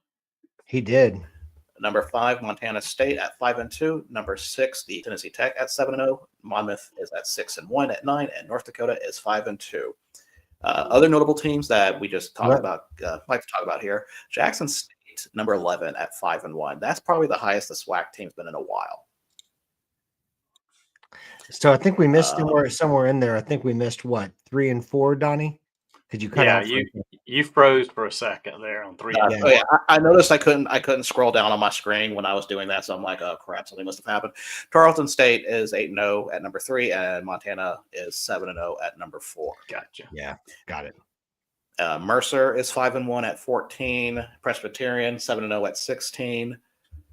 Harvard is 5-0 at 17. Sadly, no West Georgia. They have officially been knocked out of the top 25. Well, By only I mean, 2 spots though. They're only 2 spots out. Yeah. They could pop back up. but when you can't win in the gauntlet, I mean, I don't think in that gauntlet they didn't even win one, right? So I mean, No, so- they were at so- least somewhat competitive, so I give them that. But yeah, but they've got a ways to go to kind of compete with those teams. And I think that's Yeah. what we're learning is that to compete with your Tarleton States and your Austin Peas and your who else did they lose to? It was Abilene Christians. Abilene Christian. Yeah, they've got stuff that they have to do. So one of the things I did want to talk about with, and that's not here for that. So last week I told you guys to pick a team that was winless and to see who was going to win their game first. Both of you picked Samford over VMI. I picked Cornell over Bucknell. And all of us were right. Cornell beat Bucknell for their first win, and Samford beat VMI for their first win. So that means I at least got one right in picks this week, right? So I went 1 in 74 or whatever it was. of all Patrick, the you other didn't. games we picked. Patrick, you're not last. I'm close. That remains to be seen. All I know is that first place is already shored up, but second place is still. Congratulations, Virgil. No, it is not me. It's either you or Donnie because I know from the picks that it was looking good for both of you. And Well, then it wasn't for me. I said there's a second place team. I'm sorry. I'm watching wrestling right now, and Jey Uso is holding a baby, and it's like he doesn't know what to do with it. Well, That kinda all he caught me knows off to do is yeet. Right. Yeah. That baby looks so uninterested right now. The Is that No. baby saying day one? It's just me, Oos.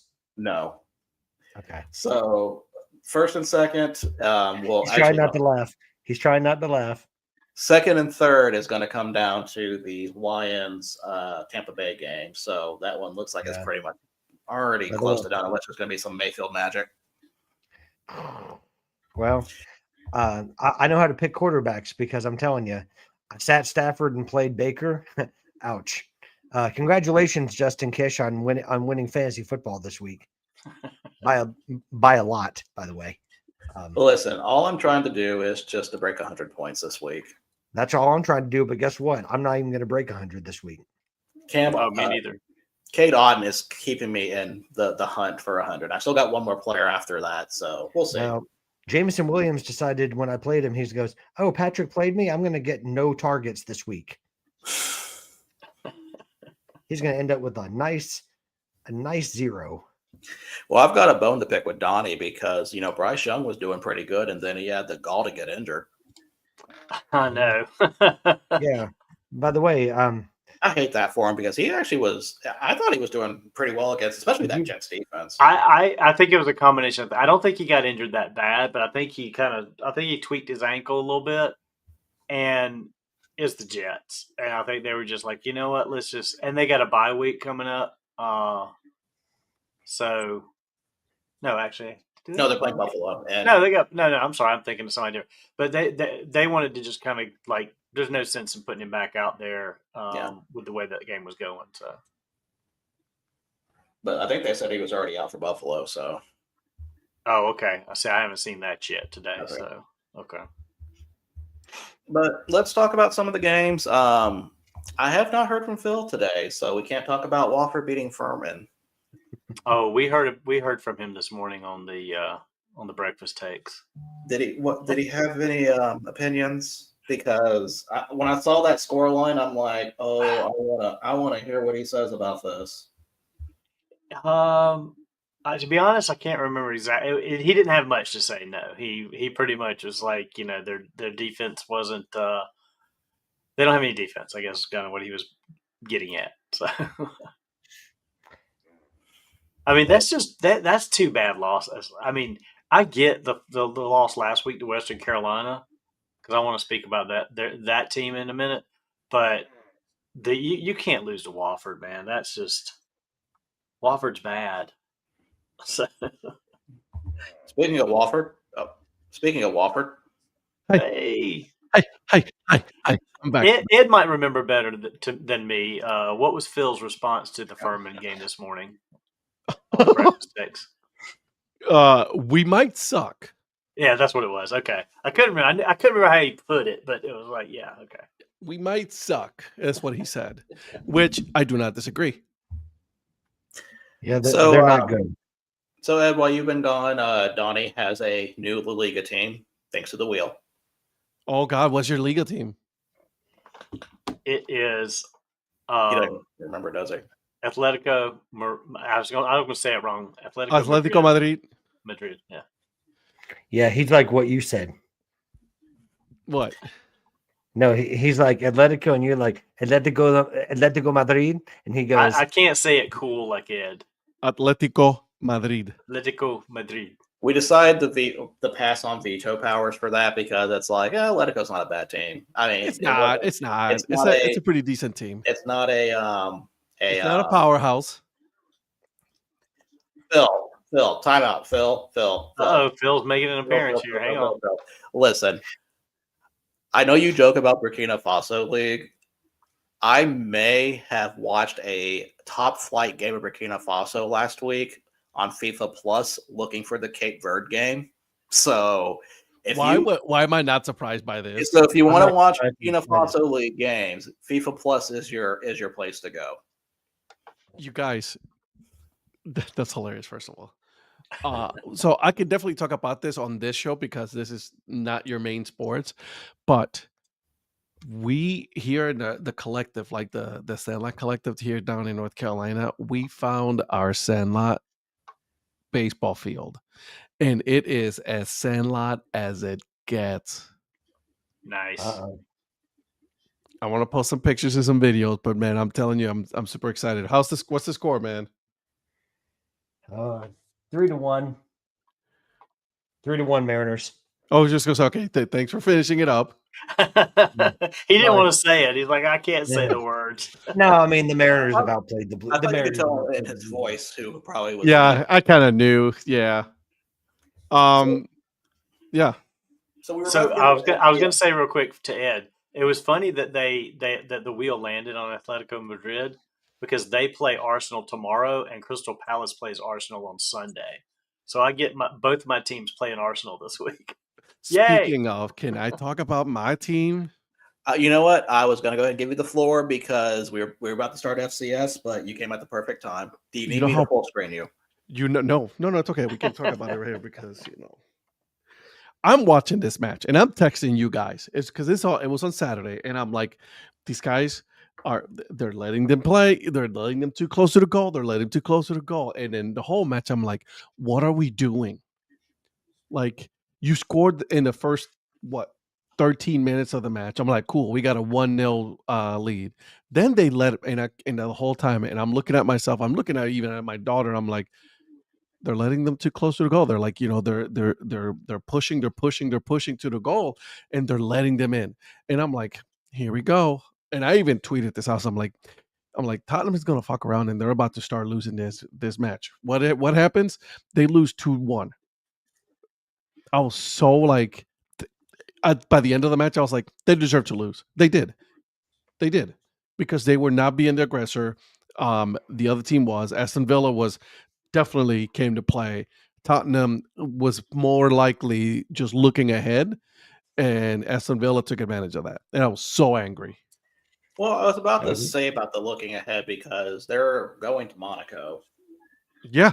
This week, so I mean that's not going to be It's not an easy match. Be an easy one. So I was pissed off. I'm like, come on, man. But like, Donnie. They were playing to not lose. Exactly. Yeah. Yeah. Well, I think Tottenham was just afraid of running into Eric Dyer midweek, right?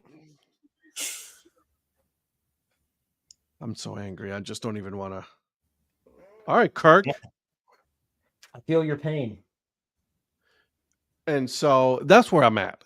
I'm angry Oh. because this should have not been the way that this game went. It should have it should have been a dominance by Tottenham. And it wasn't. Not even close. Good goal by Morgan Rogers, though. Great. It was awesome. Congratulations. Still lost. I'm just saying it was a nice goal. No, That's it all. was a good goal. It really was it was a pretty That's all goal. I was like, oh, here we go. And then I thought for a second, I was like, all right, we scored a goal. Here we go. We're about to get we're about to get nothing. That's what we got. We got nothing. Oh. Anyways, I'm good now. Thank you for letting me rant. All right. We're gonna go back to FCS now, since we talked about. So we talked about Furman Wofford, how Wofford is now on a 2-win streak, which I don't think a lot of us saw coming. I have a friend of mine who's the co-captain of my Sandlot team here is as a Wofford fan. So there you go. I mean, that's pretty nice. The other, but Are we talking? Did you say Wofford or Watford? So I'm Wofford. clear. Wofford. Wofford. We're talking FCS. We're talking FCS. FCS. Okay. Not Watford. Wofford. Wofford. Okay. Wofford. I feel like that really was a legitimate question. I mean, yes, it was. It's especially because I can't speak sometimes. So yeah, I agree with you. No, I didn't mean it like you couldn't talk. I was talking. Yeah, whatever, about my bro. hearing, I see you I trying was to talking insult about me. It's my okay. hearing. Don't worry about it. It's cool. you know. Yeah. Then we got to one of our first ranked games. Youngstown State going into Normal, Illinois, and beating Illinois State. What I try to tell you about that game. Yeah, 2 of us had that pick. And man, it's those helmets. Those penguin helmets made a difference. Tell you, those penguin helmets are legit. Though I even showed That my is wife, and great. she's like, "Ooh, I like that." You know it's something big when Profit is sharing it. Yep. Yeah. An FCF team out of Youngstown, Ohio. Yeah. He does not even know where Youngstown is, and he shared that, and I'm like, "That's nice." Come on, Ernie Clement. Yeah, when that ball came off of Dalton Varsho's bat, I thought it was gone. I was like, oh. It didn't. So I let's know, see. but you know, like right now, I've got. Oh, You're Let's see, for you're ruining it for me, Ed. So North Dakota State beat Indiana State 838-7. we saw that one. And that didn't really worth anything to say. I think they didn't cover the spread though, which is a No. little surprising. North Dakota beat Southern Illinois. I was expecting a lot more out of Southern Illinois. They were shut out the first half. It was already 28-0 in the first half. I think Yeah, I picked Southern Illinois in that game. I did too. I picked North Dakota, but like I was a little surprised, to be honest with you. It's like they didn't really, show up. By the way, Lions. Yeah. Yeah, Sorry. Tampa Bay's not looking. I mean, they're not playing terrible, but Lions have just had all the breaks. They're So not playing good either. Presbyterian is now 7-0. So congratulations on beating Stetson. I hurt my own feelings today. Speaking of Presbyterian.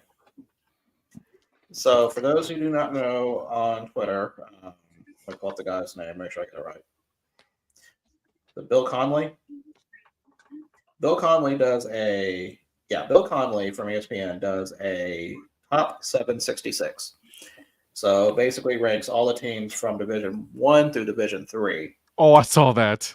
And he focused on a certain portion of it. 136 through 140. 136 is Presbyterian, and 137 is Oklahoma State.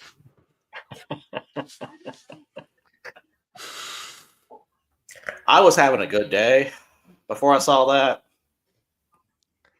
How many teams are in Awkward. Division One, Virgil? What was that? How many D1 teams are there? Well, there's other D1 teams ranked below them. So, I mean, there's just FCS teams are higher. The highest FCS team is better than all the MAC schools, by the way, just letting you know. But the, I'm not surprised. Did you see what happened at Kent? They got their asses handed to them. yeah. But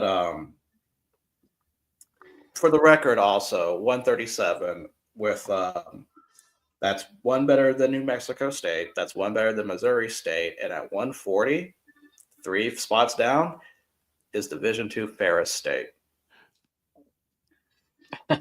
So, and see, the worst part is I did this to myself. You did.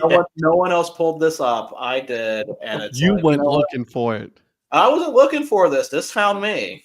It found him, but he could have left it there. But Yeah. no, because Right. I knew if I left it there, one of you guys was going to do it. Oh, I'd have never found it. I could tell you that. It would have been profit. Probably. yeah. Oh, Yeah, yeah. probably. Because if there's ever a chance for him to make my day miserable, it would be during that. So that's it for the Presbyterian talk.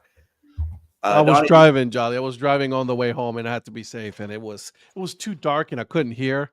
So I was like, I lost signal. So I was like, I'm not gonna try to come back. So that's why I was like, I will just wait until I get home.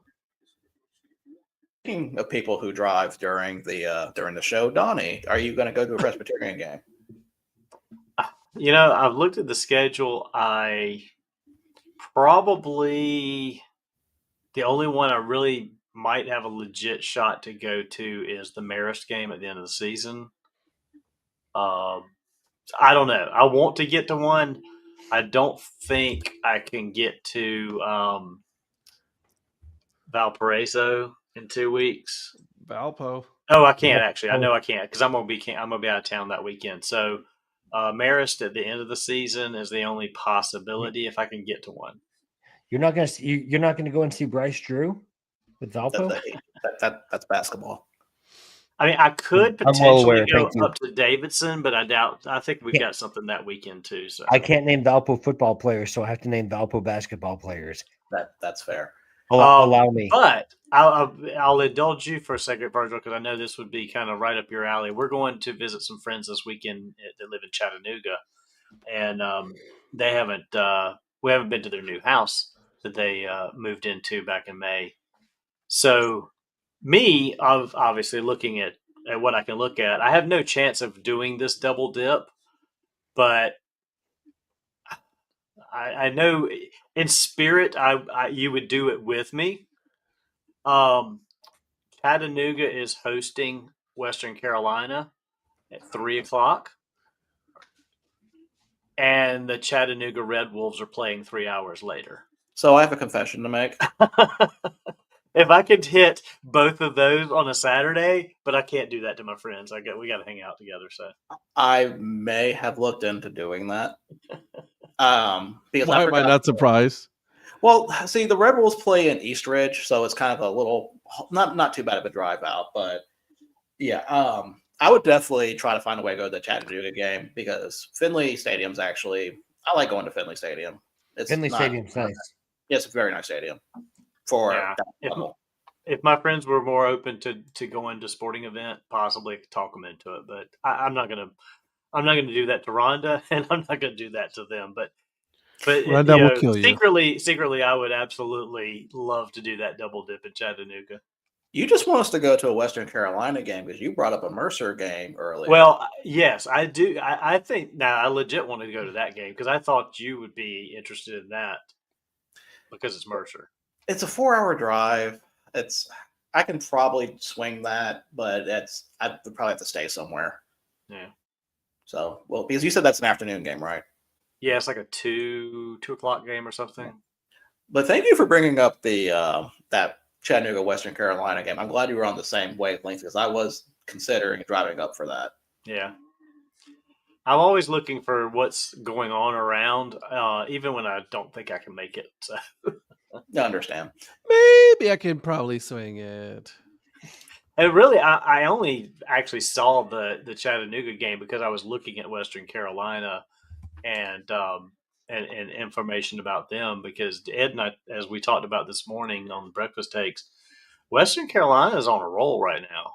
They I'll kind of repeat for those that weren't there this morning. They went 0-3 to start the season. They had two quarterbacks that were actually not terrible.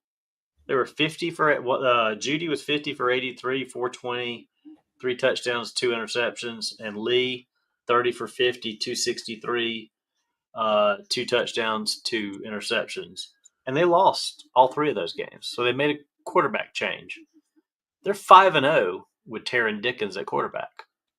This kid has 22 touchdowns, 1 interception, and 1,976 yards passing in 5 games. He is balling out. They have put up 212 points to 136 in those 5 games. They were outscored 131-86 in the first 3 games. I don't know where this kid came from, why he wasn't starting the season, why he didn't play any of the 3 games they started with. But I guess when you're 0-3, it's like, let's see what he can do. And look at here. They are only a few spots out of getting into the top 25 after starting 0-3. I wonder if he was injured. I don't know. I haven't made that dive into anything yet. I just was looking at his stat line. He played there. He played. It could be. 2024. He was 127 for 172. He only had 1,428 yards last year and 12 touchdowns. I have the answer. Oh, okay. He was suspended for 3 games following an academic violation. Oh, okay. So it makes me think if he played those 3. Let me see who's there. Let me see pull up their schedule. So they could have been a whole lot better off. Yeah. That would have been well. One of those was against Division I. It was here. It is Wake Forest. So they lost to Gardner Webb, Wake Forest, and Elon. Both those games are winnable. Yeah, because they only lost. They lost both those games by single digits. Yeah. They could have potentially won. I mean, those were high scoring games. So this team could potentially be undefeated if he would have been. Well, concede or at least 7-1. 7-1 with FCS with FBS loss. With I got you with FBLS. Okay. Yeah. So. Well, that's awkward. And really, they've got Chattanooga, Mercer, East Tennessee State, and VMI coming up. So Mercer's really the toughest game they've got left of those 4. I mean, these guys could end up 8-4 to 9-3, depending on how they go. If they keep this streak going, I mean, if Western Carolina keeps on going, that Mercer game will probably be ranked versus ranked. Yeah. So yeah, I'm loving what I'm seeing out of Western Carolina with this kid, and he's just absolutely throwing up some scores. I mean, they went 50-35, 42-35, 23. They don't have any defense. That's what I'm taking away from most of this. Apparently they didn't need any defense against Furman. It was a 52-7.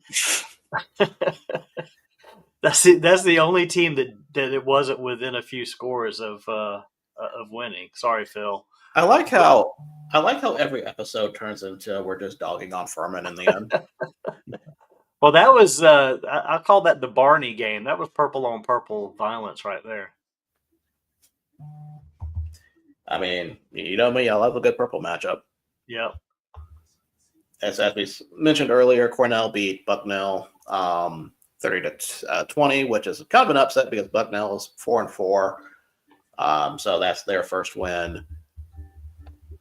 Speaking of Chattanooga, they beat East Tennessee State. They're finally kind of turning it around a little bit, but they're not going to be I don't think they're really going to be in contention this year for a playoff spot. Sanford is finally off the board. They have on the board, which way you want to say that. They got their first win against VMI, a 2-point win on the road. So who does that leave us with now? So Murray State's still winless. Okay, let me. Let's Murray see. State. I forgot who all the winless teams were that we picked from. We have What- Murray State. We have. I'm trying to find a list real quick. Sorry.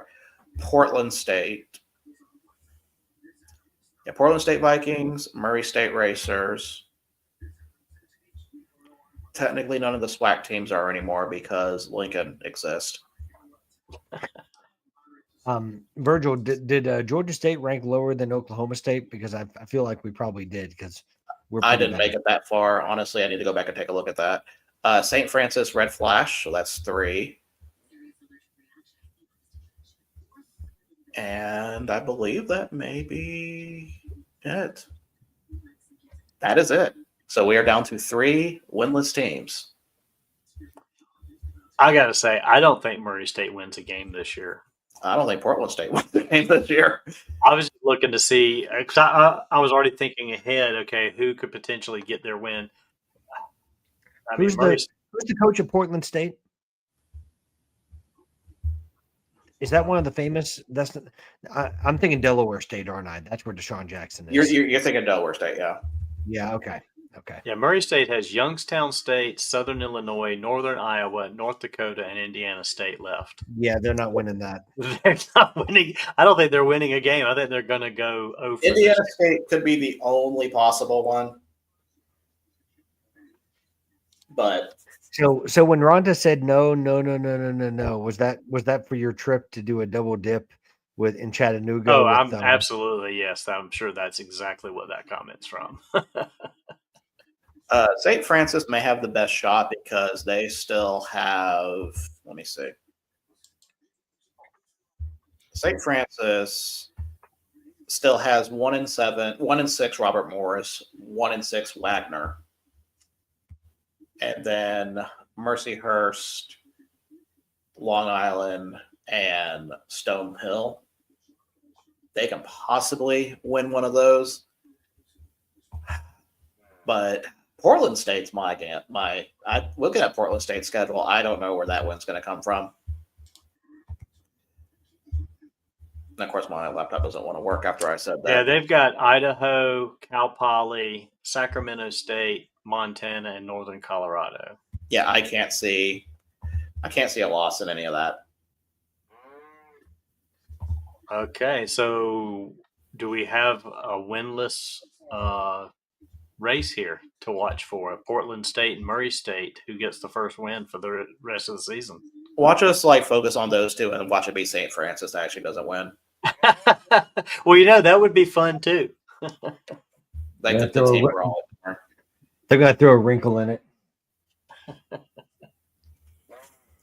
Because as soon as we say something's going to happen, usually there's something the opposite usually happens. Exactly. But South Dakota State only beat them 35-4. Murray State 35-14. But there's a reason behind that, and we're going to talk about that when we get over next week's games. Well, this needs to be a watch. So we'll make it a 3-team watch. Let's see which of those 3 teams remains winless, or do they all 3 remain winless?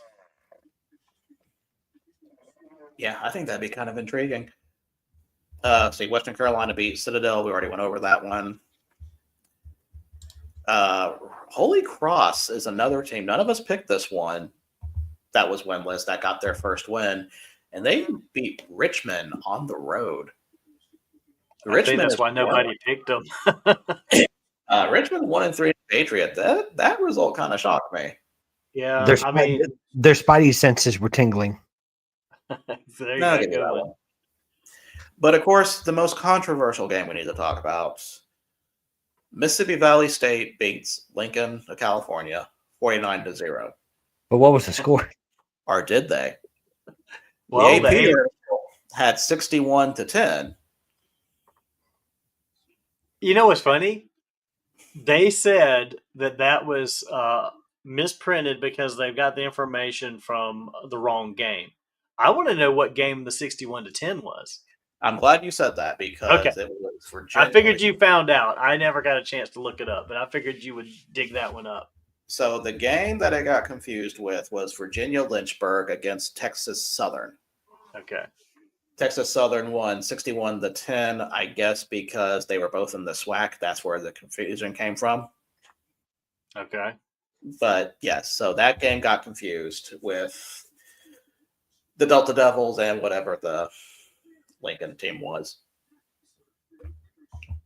Well, they just wanted to get my hopes up with Lincoln actually scoring points. And That is the true. part that got me was not only I was banking on them only getting 3 points, and then Donnie made it look like Donnie got my hopes up, and then I felt stupid because then he made me think it was 10 points.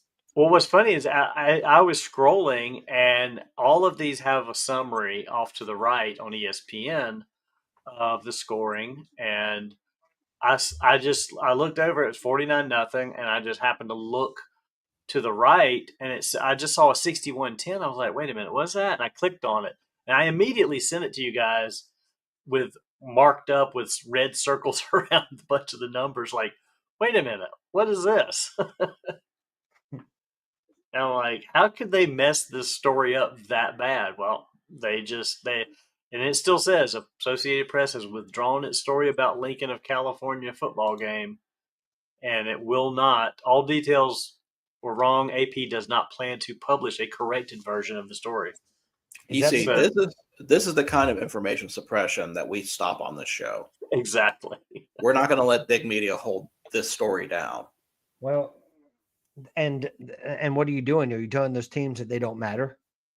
Right. I mean, They do on this show. They at matter least let on this show. Mississippi Valley State get the credit for a blowout win for their first win of the season. At least one of the teams does. That's right. I can do without Lincoln, but I think Lincoln appears again in the next week, so we'll go over that soon. But let me see if there's any other scores to talk about before we get into the slate of next week, because I do not know if you guys have seen next week's games, but we've got a super big one coming up, and I even mean like a serious big one, not a joke big one. Let me see if I can find it. Oh, you'll find it in a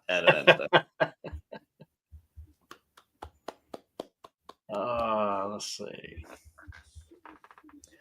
And Patrick, West Georgia, 10, Tarleton State, 45. Let me start at the bottom with the evening games, because that's usually where the big games go. Oh! Yeah, you already saw it. Yeah, the 8 p.m. Yep. Incarnate Word and UT Rio. Yeah. You know that's not the game. You know that's not it. Expect you to lie to viewers like that. Oh, Southern Utah and Wait. Utah Tech. Is that There it? you go. That's another 8 p.m. game. Wow. These are some Man, I thought you were fantastic gonna 8 p.m. matchups. I thought it was going to be Lincoln against Wagner. Doggone it. No, but before this episode of Lincoln Watch, I think I saw their name appear again. Let me see. Maybe I'm wrong. Yeah, they are. Who are they playing? Lincoln is still hanging in the SWAC, playing Prairie View A&M. But guys, let's talk about some of the big games next week. And you just real quick, none of the SWAC teams or none of these teams want to be the first one to give up points to these guys. The fact that Alcorn State and Mississippi Valley State, the two teams that are usually the worst in the SWAC, did not give up anything. I cannot see a good team in the SWAC not give up anything. Unless some just absolutely fluke happens. But listen, Donnie knows a guy. I'm going to need him to call up. You know, who do they play next week? Who does Lincoln play? Prairie View. Prairie View A&M. Donnie, you obviously know someone at Prairie View A&M because you know someone everywhere. You're always traveling to go see friends. You are very well connected. Can you please call their coach, because I know you're friends with him, and just to tell him, can they please get a safety or something?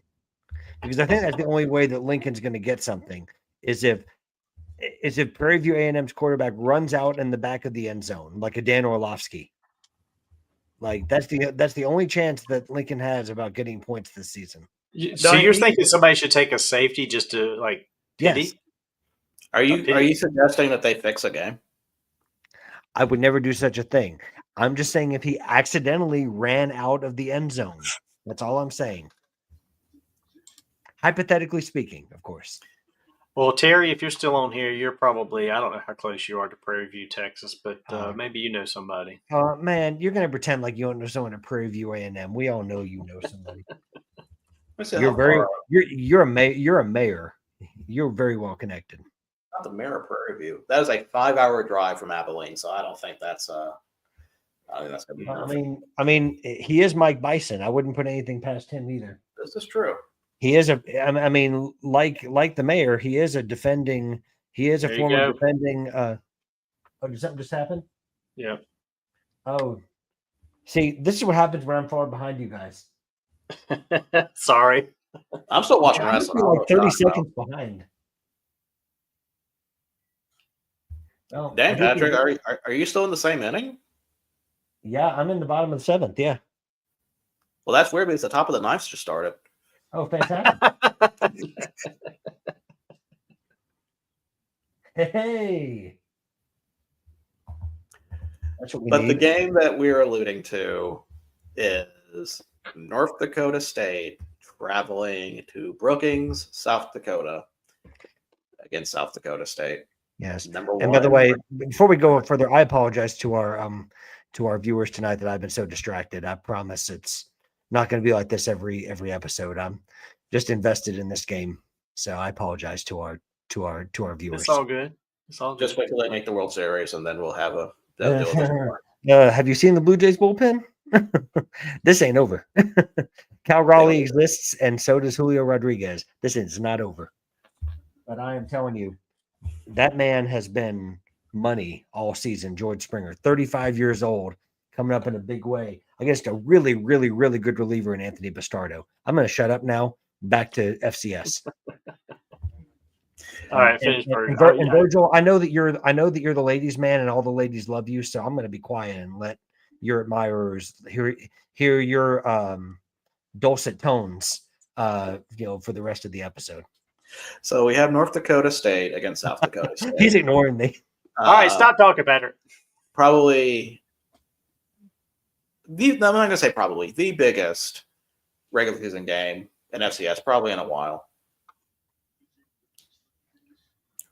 Yeah, probably in a while. I'm looking forward to this one. I don't know what to expect from this because South Dakota State has been looking kind of suspect. They did struggle on the road against Youngstown State.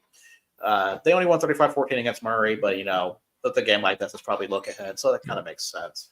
Yeah. Were they playing like a second string, possibly? I don't know about that far, but I mean, this game is a look ahead game. I mean, that game, they were definitely looking ahead to North Dakota State for sure. Because I mean, who wouldn't?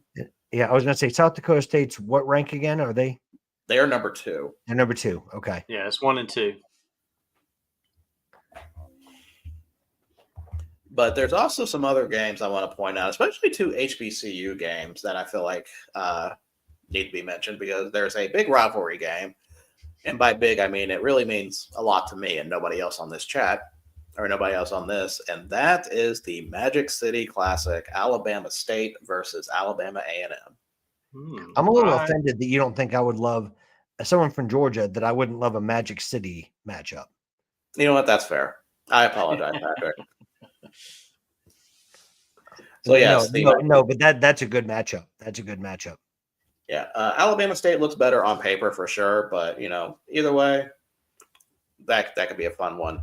But the one that I'm actually looking a little bit forward to, more than that, I'm not saying that's a bad one, but the implications of this one's kind of intriguing for me. The MEAC matchup between Delaware State going to North Carolina Central. Ooh. So basically, it is the first in the MEAC versus the second. That I said, Deshaun Jackson has already done wonders with Delaware State to where I'm watching their games again because I don't know if you guys realize how bad Delaware State were.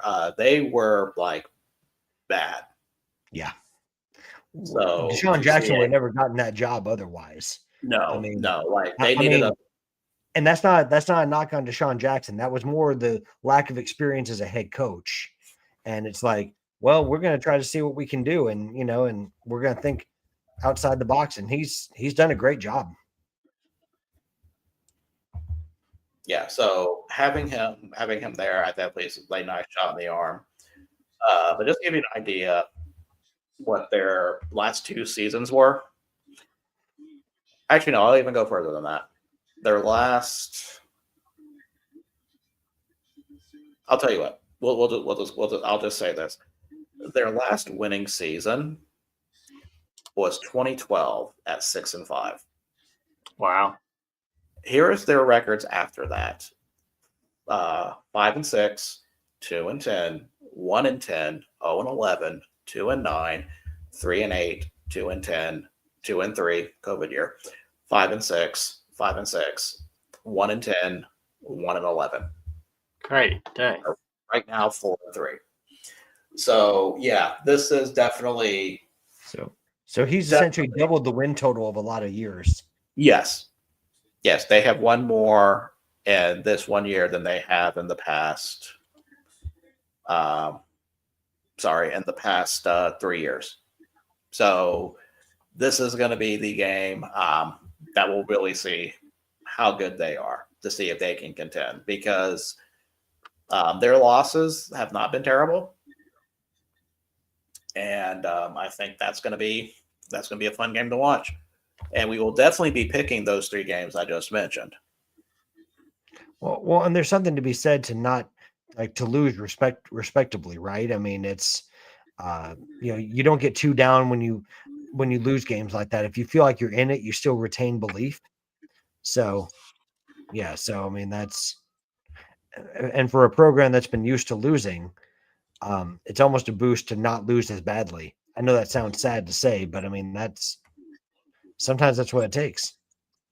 Because here are their 3 losses. They lost to at Delaware 35-17, Mm-hmm. which Delaware, The Blue Hens are a good team. The Blue Hens are a decent team. they're a good team. They're also an FBS now, so I mean there's a kind of a budget boost there. Yeah, They great lost logo. they lost at Sacred Heart 35-31. They probably should have won that game. And then they lost at Monmouth, at ranked Monmouth 49-38. And Monmouth beat the brakes off of who was that? Was it UMass?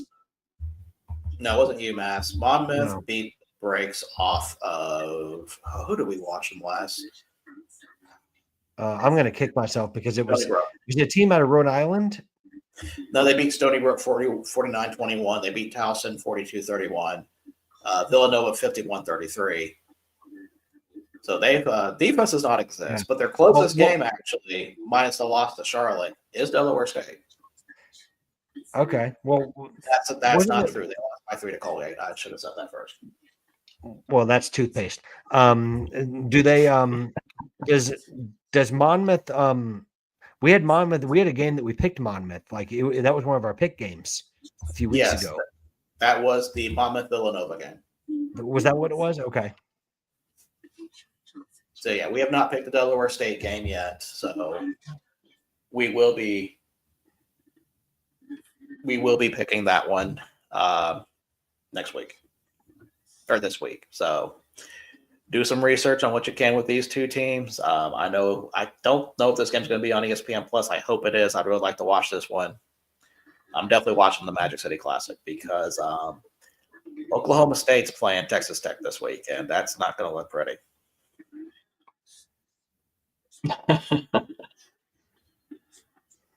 And that's going to be a spread game for this too. So They might drop behind Ferris State. may as well at this point. Man, I know we'll talk about it tomorrow night, but speaking of Ferris State, I felt so bad this past weekend for Trinidad Chambliss. Oh, anyways, I won't harp on that, but former Ferris State quarterback Trinidad Chambliss. Now we actually, speaking of Ferris State, they have a big game this weekend too. Are you guys familiar with the Anchor Bone Classic? Anchor Bone Classic. It is the matchup between ranked Ferris State and also highly ranked Grand Valley State. Ooh, I'd like to watch that. So I don't know. Maybe we have to throw a Division II game in there just for fun, because that's probably going to be one of the better ones. Oh, by the way, sorry to interrupt. Eric just texted. He said, "Please throw a D2 in there." he loves that. Just so we're clear. I don't know if you guys saw that. He just sent that to me. Hey, I was about to say, he must have just sent that to you because I don't see that. Yeah. Well, I was going to say, he just sent that to me and said, tell Virgil Brooks. Oh, okay. So Virgil, he wanted me to tell you. He does use my full name in text, yes. Yes, he did. Yeah, I mean, we'll talk about. Yeah, we'll do D1, we'll do D2, we'll do D3. We'll just be slinging D all over the place here. Gotcha. Can we do? That was perfect. Can we do D12 as well? D12 is not a conference. It's a rap group, though. It is a rap group, but it's not a conference. I could do the other one I thought about doing. There is an AIA team I do kind of follow because my boss's son is offensive lineman for a team called Lindsey Wilson, and they are in the top 10 in AIA. You know who I follow is Reinhardt. Reinhardt? Yep. Yeah, I think my sister got a full ride to Reinhardt. So I think Lindsey Wilson beat Reinhardt this year. Well, I mean, most people do in football. So yeah, that's true. But no, that is it for FCS. Because my favorite thing about Reinhardt is they have a shirt that says "Where is Waleska?" And of course, as baseball fans, we know about Waleska. So, well, Waleska is where the Wild Things were, not are anymore. Exactly. I could say that in most chats, and people would be like, "What are you talking about?" And you two know. Oh my God! Seriously? Did he just give up a home run? No. That was. I know it's not the Houston-Seattle. I know it's not the Houston-Seattle game he's talking about. Well, he's watching the game and spoiling it for me. Oh, that was a bad call. And watch him get in the umpire's face too, man. Yeah, that was a bad call. He got in the umpire's face and chewed his ass out as he walked out of the box. Which is not like Suarez, but I don't blame him. I mean, in this case, let me see. I mean, that's a 72-mile-an-hour curveball that's out of the strike zone, and he called it for his third strike. It was closer than I thought it was, though. It was closer than, but it was a ball, though. It was a ball. Yeah. I tell you, I'm going to be objective with my team. I'm going to be objective because if it was my team, sorry, Virgil, I sidetracked us. That's okay. I just looked up and saw him in the face of the umpire, and I was like, "What is he doing?" You don't normally see that. I mean, that was a nasty pitch, but yeah. I was about to wrap up because that's it for FCS talk. Talking about the games for next week. Let's say we'll be having more thoughts on that, going through our picks. So we'll be definitely being focusing on that because D1 for me, it's not really interesting. I mean, there's a lot of interesting games, yes. Why is it not? Why is it not? Because we're about to be slaughtered in Lubbock, Patrick. I don't know. No, I know. These days, it's more like whoa pokes. Like when I saw Arizona State, we're going to be Virgil and I are going to be go pokes till we're not on this earth. Go pokes all the way, baby. Like I told a friend yesterday, they may be 1-6, but they're 7-0 in my heart. I love that. But no, after the Texas Tech Arizona State game, I was saying to myself, "Oh man, I feel sorry for the next team that's to play Tech after a loss like that." And guess who that is? It's Oklahoma State playing Texas Tech. That's Oklahoma State at Texas Tech. But you know what? It's going to be okay, Virgil, because you and I are going to go to Eskimo Joe's and get some of those fries that I've been promised, and we're going to have a good time. I'm telling you, if you show up for baseball around the clock, I will make a separate trip to Stillwater. You're making it very difficult for me to not show up for baseball around the clock. I mean, I'm pretty sure I've already committed. So. Oh, nice. So yeah, definitely gonna get going on that. But I might not make it through the night because I don't know. Quite frankly, I probably don't think any of you would make it through like a 24-hour night with me, unless I just tape my mouth shut. So I have earplugs. Don't worry. That's okay. Well, Donnie hates me, so no. So I know he wouldn't last with me because don't group me in there with Eric. No, you guys know, like, when I'm scorekeeping, like, I can tune out like almost anything. You do a very good job of tuning me out, and I applaud you for it. I think it's great. Hey, Tune you'll me keep out me too. awake. I was gonna say, I'll be good. well, yeah, like Rhonda would make you be nice to me. No. Yeah, because I thought you weren't able to make it, Donnie. I thought you had other stuff. Oh yeah, I'm not going to be there. That's what I thought. That's why he can take it. He goes, hey, I can take you for 24 hours. I'm not even going to be there. It wouldn't bother me at all. See, we need to get Ed there so we can do like a DHC show while there, like at 2:00 in the morning. Oh, that'd be fun.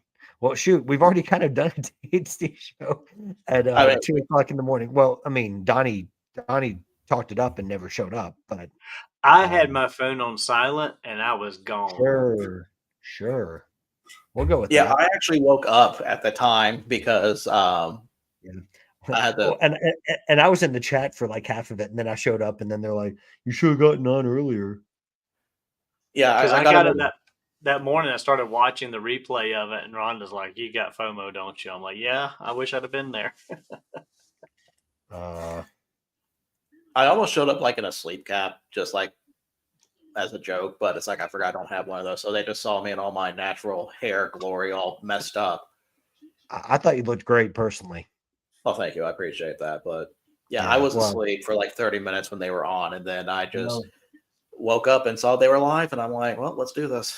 Yeah, well, you could have done the best Ferris Bueller if you come in there with the white T-shirt and the robe. You just look in the camera like, "Go home. It's over. What are you doing?" Should have done that. Well, like I said, that is it for FCS talk. I have no other soccer stuff. Is there anything that we have not talked about you guys would like to talk about? I know hockey is going on, but Preds are very disappointed again. So the Ducks got off to a horrible weekend too. They lost to the Blackhawks. I was like, ouch. Like Ed talked about this morning, the Hurricanes are undefeated. Florida's doing pretty good, but we'd like to stick to more of the minor leagues here. The Checkers swept the Iowa Wild on Friday and Saturday, so that was fun. Rhonda and I got to go to the Friday night game. The Greensboro Gargoyles opened up their,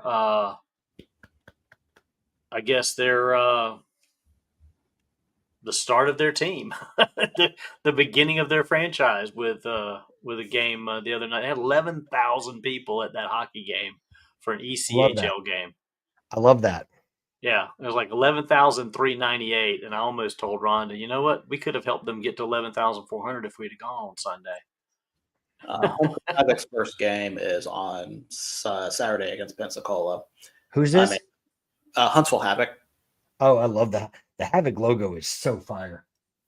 The new one or the old one? I want to say it's the old one. Okay, because I have a problem with the new one. Oh, there's one of them. I forget which one it is. I'm not very well versed in my minor league hockey logos, but the new one just came out this year. So then it's the old one. Then it's the old one. The new one just I don't know. It when I first see it, it's like, hey, NC State has a hockey team. Oh yeah. I remember you talking about that one now. Yeah. It does look a lot like that. Don't the Huntsville Havoc also do like a partnership with the Rocket City Trash Pandas? Yes.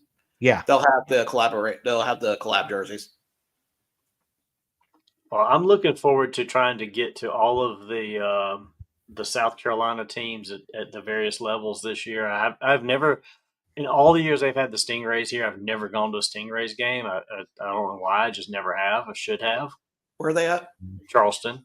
But I'm going to definitely get to one of their games. I want to get to a Swamp Rabbits game. I'm kind of targeting when they each play the Savannah Ghost Pirates, since that's one of the feeder teams for Charlotte. Yeah, I want to hear your opinion of the Swamp Rapids when you go. Yeah, I've not made it to one of them, so I'm definitely looking forward to getting up there and checking that out. And then I want to get back over to Athens, Patrick. So I'm keeping an eye on the Rock Lobster schedule. Yeah, Virgil, it's been a dream on my list for to see a hockey game with Donnie. He just never invites me to go. Well, he's also probably going to go to the Macon Mayhem and just not tell you about it. He will. No, I wouldn't do that. And then Florence Ice Cats started their tenure this year too, and so I'm looking forward to trying to get to one of their games soon. A lot of good hockey. And what league are they in? They're in the Federal Prospect Hockey League, so it's kind of like I guess it would be the equivalent of an MLB partner league. They are an independent league, but they've had guys that have gotten drafted off, or I guess signed off of their teams to ECHL, AHL contracts. So yeah, it's just kind of like a partner league a little bit. In fact, this year they have adopted the NHL rules for the majority of their rules, if for that makes any sense. Apparently, they have a lot of their own independent rules, more like I guess local league rules or something. Mhm. But they're kind of falling more in line with NHL, although they do have a little more aggressive or lax, I guess if you want to look at it this way, fighting rules. So it's an aggressive league. They're not quite as step in and stop the fight as quick as you can as ECHL and AHL are. That makes sense. Donnie, are you going to go to a Macon Whoopie game? No. Not. All right. Maybe that? back in the day. Maybe back in the day, right? Yeah. Oh, Man, I I didn't realize okay, so this league has the Danbury Hat Tricks. Okay. I wonder where they were. Yeah, they've actually got a pretty broad league. If you look at the map of the league, I don't have a map. Oh, excuse me. I don't have a map, but I have the teams up. So we got Biloxi, Monroe. I'm assuming that's Louisiana. let's see. Let me pull it up here. It would make sense geographically. Yeah, if you look them up, if you search Federal Prospect Hockey League, and there's a map, a league map of all the logos. I don't know all the teams. So you got Biloxi Breakers, you've got Baton Rouge Zydeco, which I think is a dumb name. You've got Columbus, you've got Athens in Georgia. You now have the Ice Cats here. You've got the Twin City Thunderbirds that used to be Winston-Salem Thunderbirds, where they changed their logo and name to Twin City this year. The Blue Ridge Bobcats, which are kind of in, I think they're in Wytheville, Virginia, actually. They right are. below, yeah. I looked that up because for some reason I thought when I was doing research on the Marion Hungry Mothers, I thought they had a hockey team close, and that may have been the name. Yeah, that would have been because Wytheville is very close to Marion, actually. Yeah. I drove through Wytheville every time I drove to Cleveland and back because I-77 goes right through there. But, Is that when you lived in Ohio? Is that when you lived in Ohio? Part-time, yeah. Okay. So you've got the Hat Tricks that are in Connecticut. You do have two teams in New York. I don't have their names here in front of me. One's Binghamton. Binghamton, and then there's one that looks like it's up near Buffalo area, possibly, or maybe not quite that far up. You've got the it looks like Port Huron Prowlers, and you've got another one with a heavy metal guitar-looking logo. Which again, I don't know all the team names, so I'm just looking through this map. But you've got another one in Michigan. You've got Indiana Sentinels. And then there's one out in Nebraska, and that's a pretty wicked-looking logo right there. That is the Topeka Scarecrows. Oh, Kansas. I'm sorry, that's not Nebraska. That's Kansas. Yeah, the Topeka Scarecrows. That's a fantastic logo right there. You think Brett modeled for that logo? Possibly. The who did? That Brett did. Oh, for sure. And Any by the from- way, can we let the record state that how long is it going to take Prophet to figure out that Donnie didn't know what the state of Kansas looked like? Oh, I'm not living that one down. We're gonna have to remind him on that. So, Eric, you live in Nebraska? So how are the Nebraska State Wildcats doing this year? Come on, I just said the wrong name. Are the Nebraska Jayhawks? I'm an old man. No, the Lincoln. How about the Lincoln State Shockers? Oh man, okay. We are definitely going to get a lot of mileage out of that. So thanks for that, Well, Donnie. I've got time to come up with some things. So I can't figure out who the Rocker team is right here, because on the list of teams, that Which logo, one? the one in Michigan that has the Oh, okay, the rock and roll one. yeah, because they don't have that on the team logos, and I'm wondering if that is what the Twin City Thunderbirds are, because I do not see that logo. Could be. No, Twin City Thunderbirds is in North Carolina. They're in Winston-Salem. Okay, so yeah, I don't know what that team is then. Yeah, Because because they used to be the Winston-Salem Thunderbird, or no, they used to be the Carolina Thunderbirds. Excuse me, they were Carolina Thunderbirds in Winston-Salem, and they changed it to Twin City for Winston and Salem. Okay, so it says MCR down here, so Motor City something, because that looks like Oh, that's machine guns. no. That first off, raise your fist, but that's not it.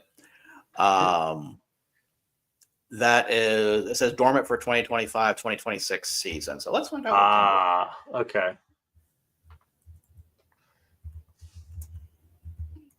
So I was saying Yeah, there's 14 teams. So how many's on the map? 15. It is Motor Yeah. City Rockers. They play in Fraser, Michigan, Okay. but they are dormant for this season. Which is a shame because I like that logo. It could be just to keep it even. It seems like there was another team maybe that dropped. Don't know. I'd have to do a little bit more digging.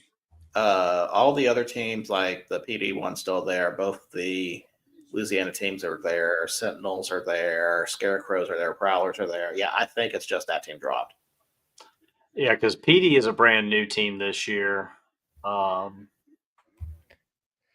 So anyway, it's a good league. I mean, we enjoyed the Rock Lobster game we went to last year, and like I said, they played the Thunderbirds actually in that game. Hey, Patrick, did you enjoy the Rock Lobster game that Donnie went to? I did. It was wonderful. I mean, it changed my life, honestly. I knew it You would. know? Yep. And and then next thing I knew, I was back home. It was like an out of body experience, as if I It's wasn't like Star Trek. You teleported there and Yeah. teleported back. Yeah. I said, "Beam me up, Donnie." All right. Anything else we'd like to discuss? I know Ed's not here for Formula One, so I think he's out for the day, out for the night. Yeah. So I think Christian Horner just hasn't picked a team yet. Unless you heard something, Donnie, you watched more than I did this weekend. Does Christian Horner have a team picked for next season yet as the team director? I didn't watch anything significant with it. I just saw one of the sprint races on Saturday, and two guys got wrecked out pretty early in that. And that's about all I know, to be honest with you. I didn't get a chance to dig into too much more than that. You said I was sprint. actually paying more to the soccer game. Well, I mean, you said sprint. Virgil wouldn't have watched that. He was always more of an MCI guy rather than sprint. So MCI, man, that's a reach. Yeah. Very good. Very good. yeah, it's I still remember the big companies being AT&T, MCI, and Sprint. Yes, guys, I'm old. Okay, so Hey, my first phone was Singular, so I mean, like my first car was yeah. Singular. So yeah, I I know remember that. remember Cellular One. Yep. What about Oh, Nextel? Yeah, I remember Nextel. Remember Altel? Oh yeah. I don't remember that one. SBC was another one I remember because they were SBC, yeah. always Southern sponsored Big Bell. 12. Southern Bell, Pacific Bell. I mean, Yeah. Well, since we're talking about dead phone carriers, I think it's definitely time to call it a night. Well, there's only one out left, Virgil. yeah. Only one out. Is anyone out? I mean, and of all people, it has to be Julio Rodriguez up at the plate, and I'm like, oh, goodness. It's 2 outs, top of the ninth. Toronto's up by a run, so they get one more out. and they he's win this- and he's about 60 seconds in front of me. so I could really mess with him either way this goes. He can. Oh God. I believe you said that the Blue Jays were cooked at some point. I did. I sure did. It just wasn't looking good. But Jeff You know he's Hoffman's the in the night. he's got a master class in reverse psychology. You know that, I'm very well aware. Like right? I can tell when he's Well- bullshit now. So No, well, I did not say I was going to lose in fantasy football, and I did. you Quite did say handily. that, but no, at the time you texted me about it, you had like a 52-48 chance of winning. Well, not now. When you were talking to me, who was at a 10% chance by Sunday morning. Yeah, well, you also didn't lose by 40. 3-2, 2 outs. 37 ain't any better. 3-2. You were ruining this for me. Oh, I'm sorry. I didn't mean to say that. Sorry. No, Yes, well, he did. the thing is, I was about to say the Jays players are about to jump out of their skin in that dugout right now. They yeah, can't well, stand it. well, I was going to say, wouldn't you? Like, Are you and Jeff serious? Hoffman, Are you serious? Donnie, I can't believe that happened. Are you? Oh my God! What a joke! Man. God almighty. I know, right? Wow. wouldn't surprise me with Jeff Hoffman. I love Jeff, but he gave up the most runs among relievers. I mean, listen to his name, I guess. And he's about to not give one up. I had to wait till I saw the swing on his camera on his screen back there. The moment Donnie, you were smiling, it was like lose that shit eating grin, please. He's gonna know we're joking with him. Well, I was making sure that he was looking away from the screen. That's why I was giving you the thumbs up, not saying anything. I'm like, Oh, there's a guy at the Seahawks game that's showing bought an iPad watching the game, and they just showed the strikeout on there. oh, I bet that's Place is bad. about to. That place actually, I don't think it's been updated yet. That place Honestly, but as happy as I am, I feel really bad for Seattle fans.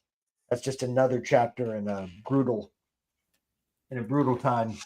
Yeah, that's gonna be tough for them. Yeah, that's a tough one to come back from. But you know who I also feel bad for? Who? Dodgers, because they're about to get their ass dog walked. I can only hope. I'm hoping to.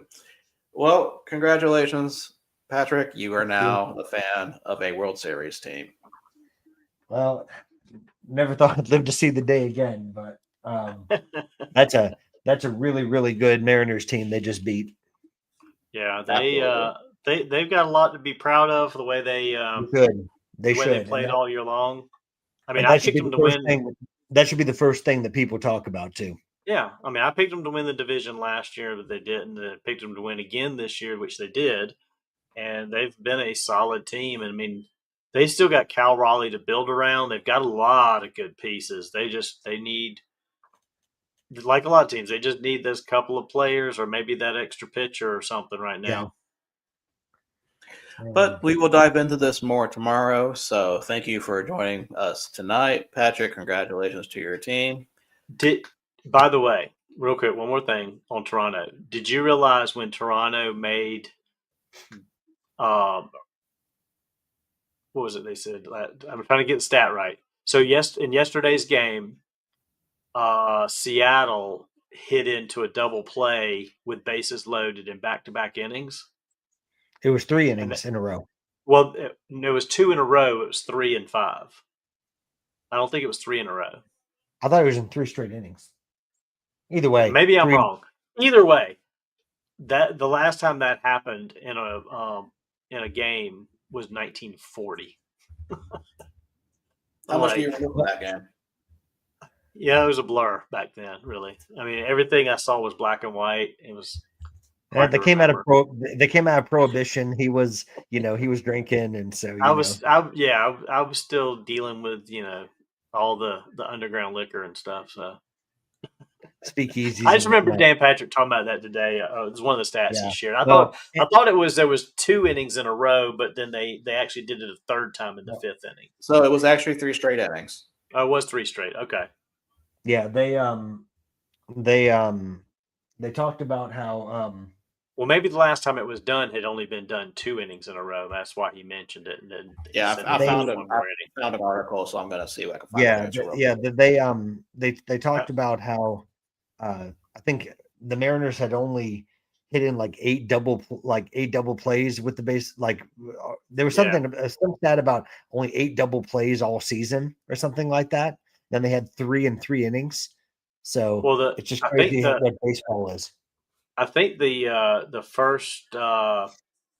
first one was the first double play that what's the pitcher you guys had, the young guy, Trey Savage. Savage. That was the first double play ground out that he had given up. Yeah, as a, well, he's pitcher. a fly ball. He's a fly ball pitcher. I mean that Yeah. just from his arm angle and everything, the way he. I mean, the way just he- think of all those runs that Seattle left out there, considering where we're at right this moment. I mean, that's Yeah. a lot of runs that they could have potentially gotten, and that game would have been over Okay. last night. So here's the stat. Since 1940, only 3 other teams had hit into an inning-ending double play in 3 Okay. straight innings in a postseason game. Postseason. Okay, gotcha. The Padres in 2005 in LDS, the Reds in the 1995 NLCS, and the Mets in the 1973 World Series. So, pretty impressive. Yep. Yeah, it's crazy. It's crazy. All right. So that's a good way to end the show tonight. So we will talk more about this tomorrow as we annoy Donnie about which state is Nebraska and which state is Kansas. Jeez. So you did it, not me. So thank Fly you for Wichita, fly Wichita or fly Lincoln? Which one? exactly, or fly Omaha. Fly Omaha. There we go. That's even better. So Go pop your champagne and enjoy the rest of your evening, Patrick. thank you all I for joining appreciate us. Thank you all for joining us. We will be back with a full staff. Maybe even Ed will show up on time. We'll see Or tomorrow. even So show up. take it easy, guys.